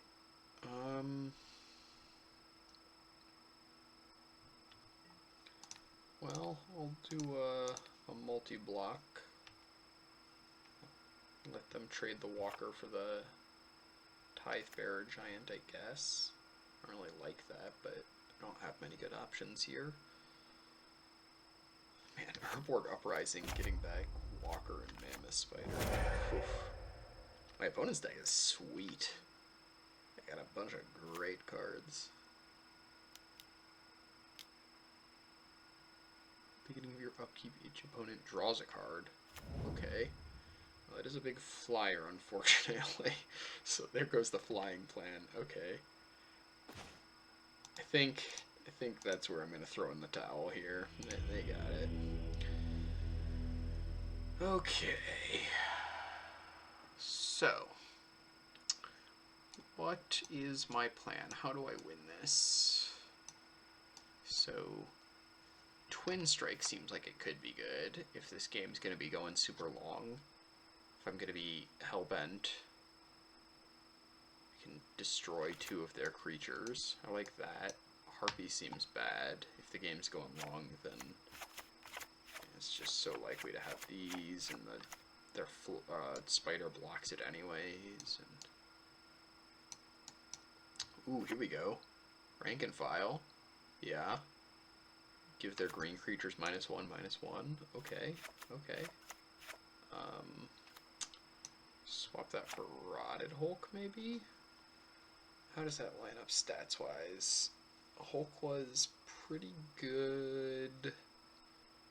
It was like good, not great. I think that's fine to swap that. Maybe I swap it for Unearth. Unearth seems pretty bad, right? Like, what am I getting back? Envoy, Heatbonder, Zealot. Yeah, I just don't have anything good I'm getting back, so...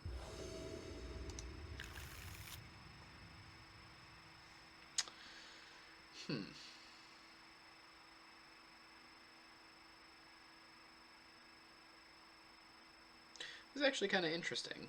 So I can get a Swamp, and then I can play a Dusk Legion Zealot. Got a good Archon in my hand is good. Twin Strike seems like it could be insane in this matchup. I'm actually going to keep this.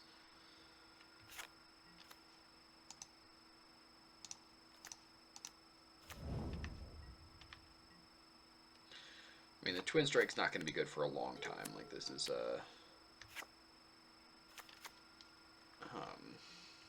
more of a down-the-road plan, but... Morningstar, okay. Well, crack that, go get a Swamp. Morningstar's pretty good. Turns my Zealot into, like, a real creature.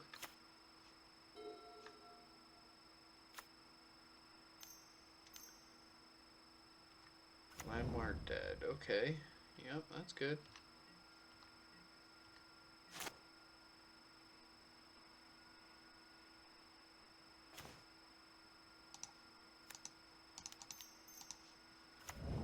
Right. Well, we're pretty well set up for a long game here.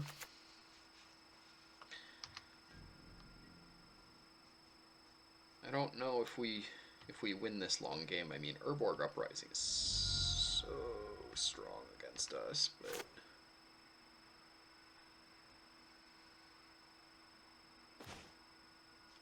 Okay, like that. Get in with my Zealot. I'll play my Sun Guide. Yeah, I mean, start getting in with a 4/4 that's gaining me 2. That's not bad. That's pretty bad.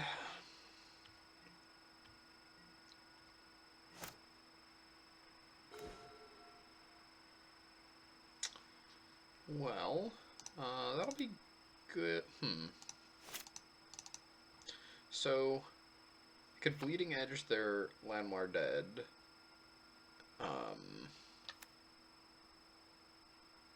And cut them off of mana.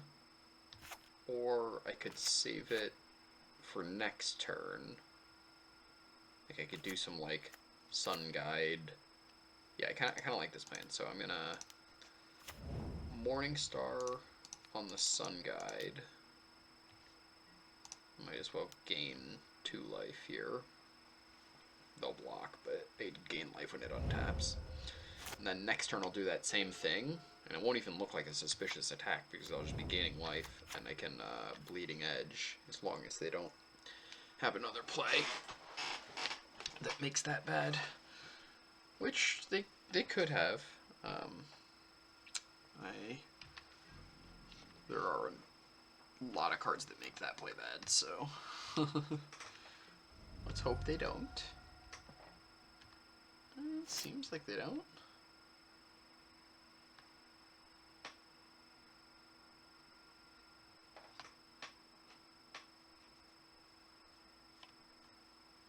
Alright.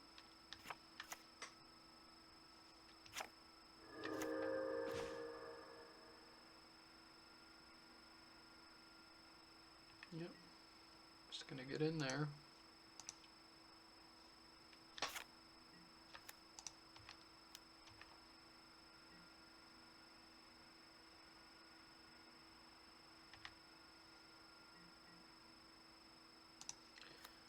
Okay. Bleeding Edge.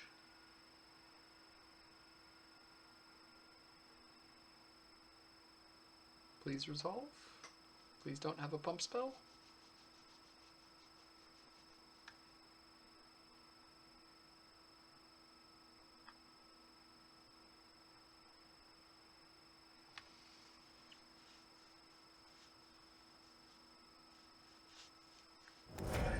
Cool.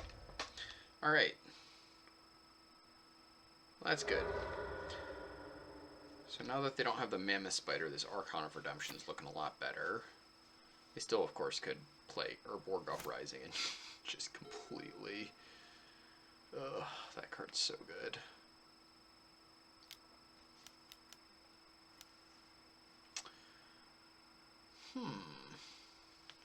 Okay.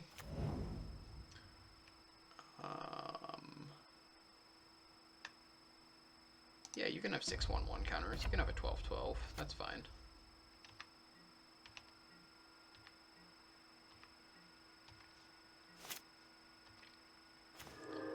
Got a bunch of jump blockers, and plus I can just Manacles it in a turn or 2 here. So, I'm not too worried about that. Gain 3.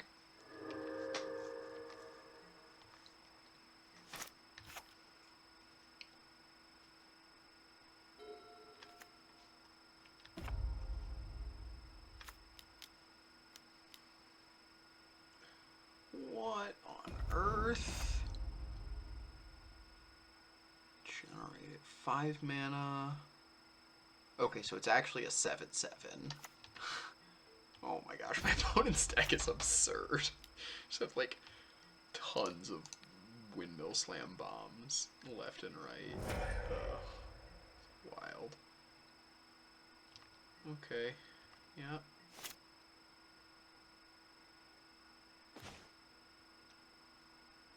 Okay. Well.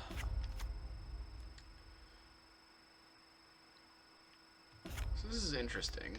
So I had been planning on using my Manacles on this Ravager, but now I'm considering the Deity of Scars is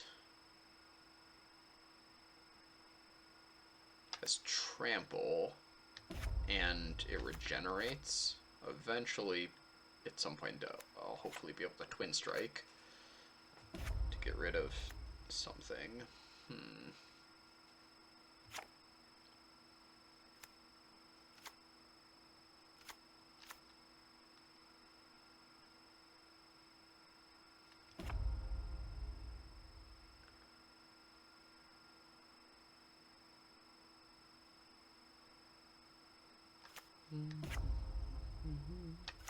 I think I can get in with the Sun Guide this turn. I don't think they'll block it with the deity. I think they'll be too scared. And if they don't, then I have the rank and file, which is actually really good. Yeah, so okay, that's good. In fact, I really hope they block. Oh crud! But the Llanowar Dead makes that play bad. Never mind. Okay. New plan. Just attack with the flyer. Ooh, narrowly avoided disaster there. I'll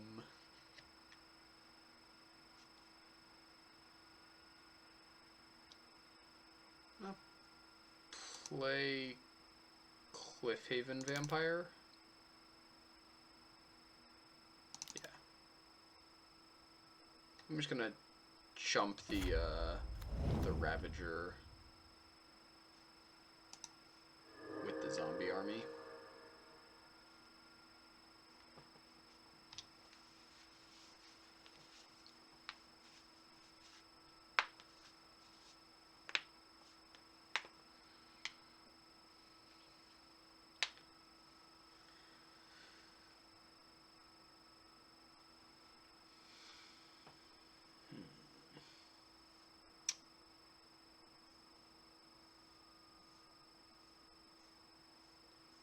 So I do have a reasonable clock in the air. I'm hitting them for 5 a turn in the air, and they're at 15.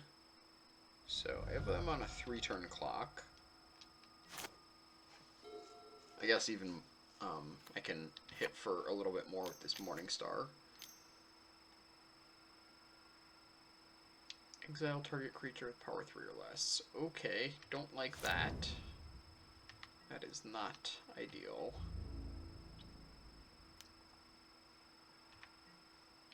I'm just going to chump there, take 5. Oh, that does let us get in with the Sun Guide, unless they've got something else to follow it up here.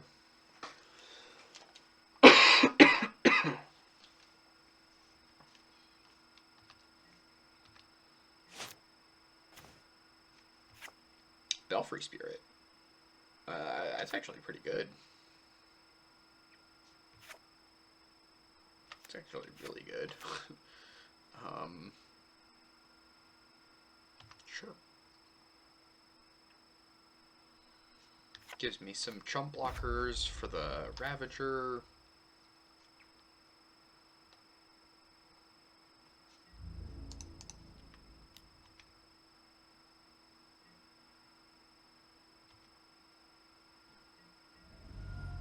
Can buy it back with Entomber Exarch even, if I need to.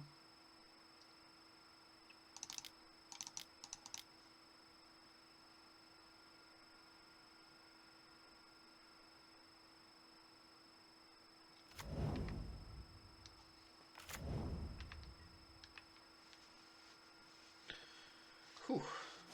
So it's a close. I might be able to race them in the air here.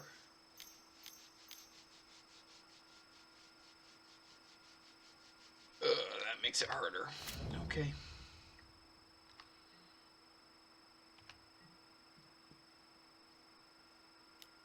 Yep. Well, I'll block here and then haunt the Llanowar Dead.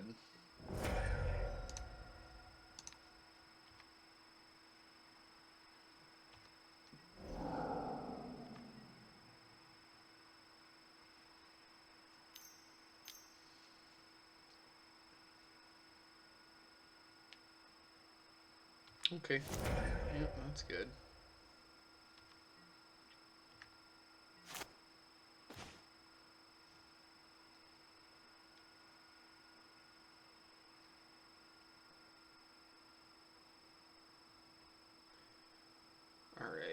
So I think I'm gonna Manacles on the Deity of Scars. And then Entomber Exarch, getting back... Oh, crud. Exile it, haunting a target creature. Okay, alright, so I can't get back the Belfry Spirit. That's an issue. Alright, what then? So I can get in for 3.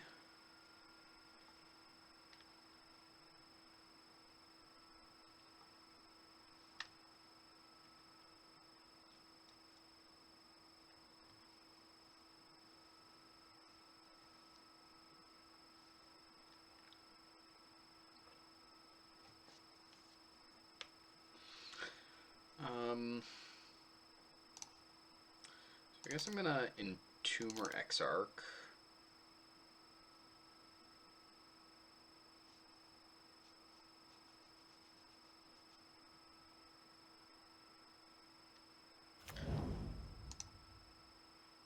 Returning a Dusk Legion Zealot. Yeah.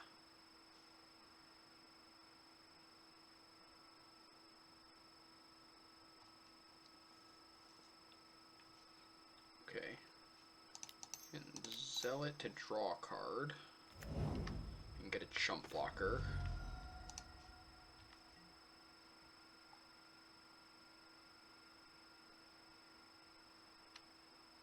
Oh, I was supposed to Manacles the Deity there. Oops. Oh well. That's actually not the worst, because now I can threaten to attack with the Entomber Exarch next turn.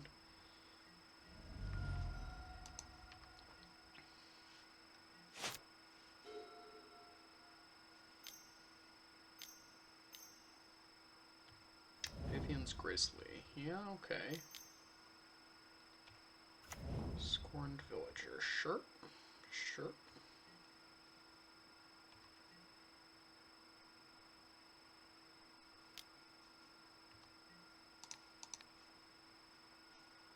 Okay. Yeah, jump like that. That's fine. Take 5.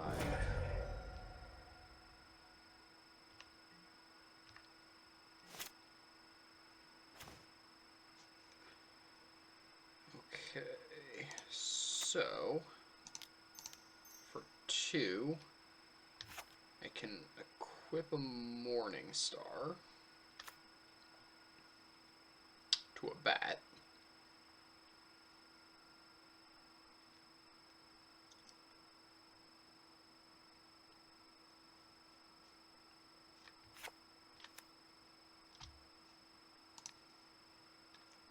And that puts them on a clock that kills them next turn, right? Yeah.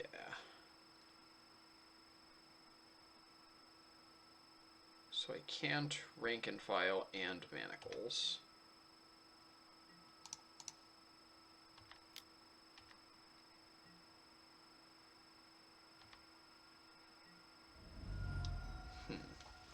So now I need to decide which of the 2 I'd rather play. So I could, if I Manacles, then I'm dead to a removal spell. If I Rank and File, am I also dead to a removal spell? I'm at 9. This can be 7. Trample. 8, 9. Yeah, so I'm dead to a removal spell either way, so I might as well.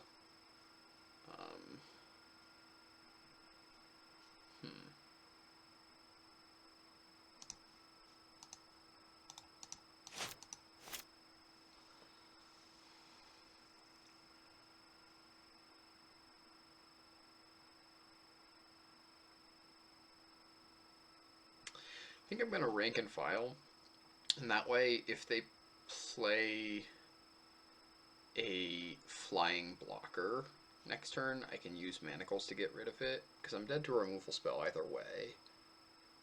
It might just dead if I Rank and File, though. Maybe that should be the first question I ask. So, 7. So that's getting through no matter what, I think, right? And then block that on there. Block that on there. Okay, so I am just dead if I do that. So that's not good. So let's do the line that makes me not dead.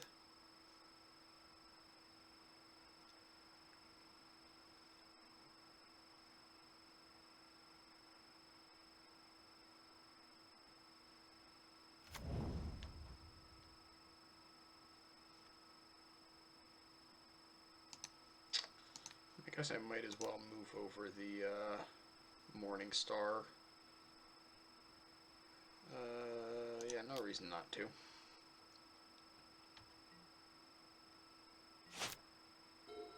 From what I've seen of their deck anyways. This does make me vulnerable to like something like Mephitic Vapors that would give all creatures -1/-1, but I haven't seen anything like that from them. Be kind of odd for them to be playing it in their deck too. Evoked Walker of the Grove, okay. Sure. Yep. You got it. We're gonna block there.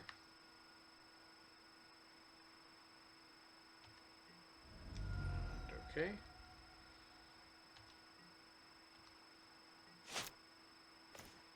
I feel like my opponent should be able to see the writing on the wall, so I'm like a little concerned that they haven't conceded yet.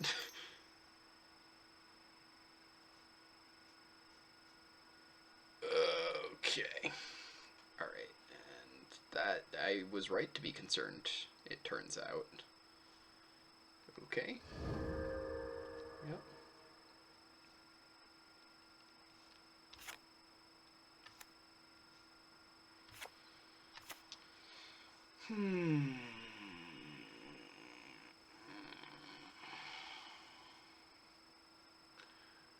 So I can 4, 5, 6, 7, 8. I think I'm just dead. I can rank and file. That doesn't do it. I can Heed Bonder and equip my bat. Can block, or maybe Heed Bonder, equip Heed Bonder. Yeah, that way I'm not just dead on board. I'm not in a good position, but it gives me another turn to draw a red source. Because I can chump this thing now. And none of their other attacks are good.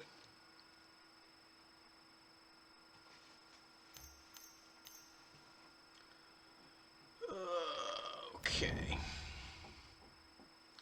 Yep. I got a Reacher. Exile it, return a card from your graveyard to your hand. Oh my gosh. My opponent's deck is so good. This is just wild. Okay. Yep. Alright. Well, that's gonna do it, I think. You know, I'll play out one more turn.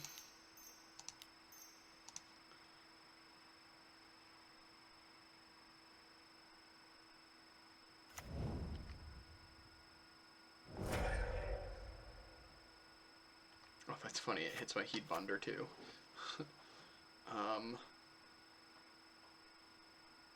So...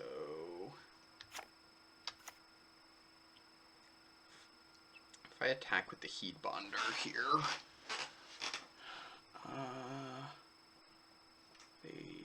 I trade it with the Elemental or the Nyx Weaver.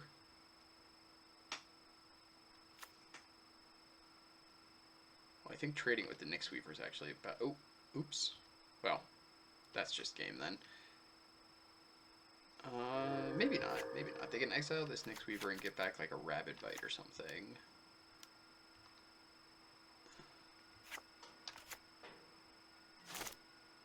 So if I hit a red source, then I can kill the Llanowar Dead. Okay. Alright, they got it. They got it. Okay. Well, that was a fun draft. Thank you all for joining me, and I will catch you all next time.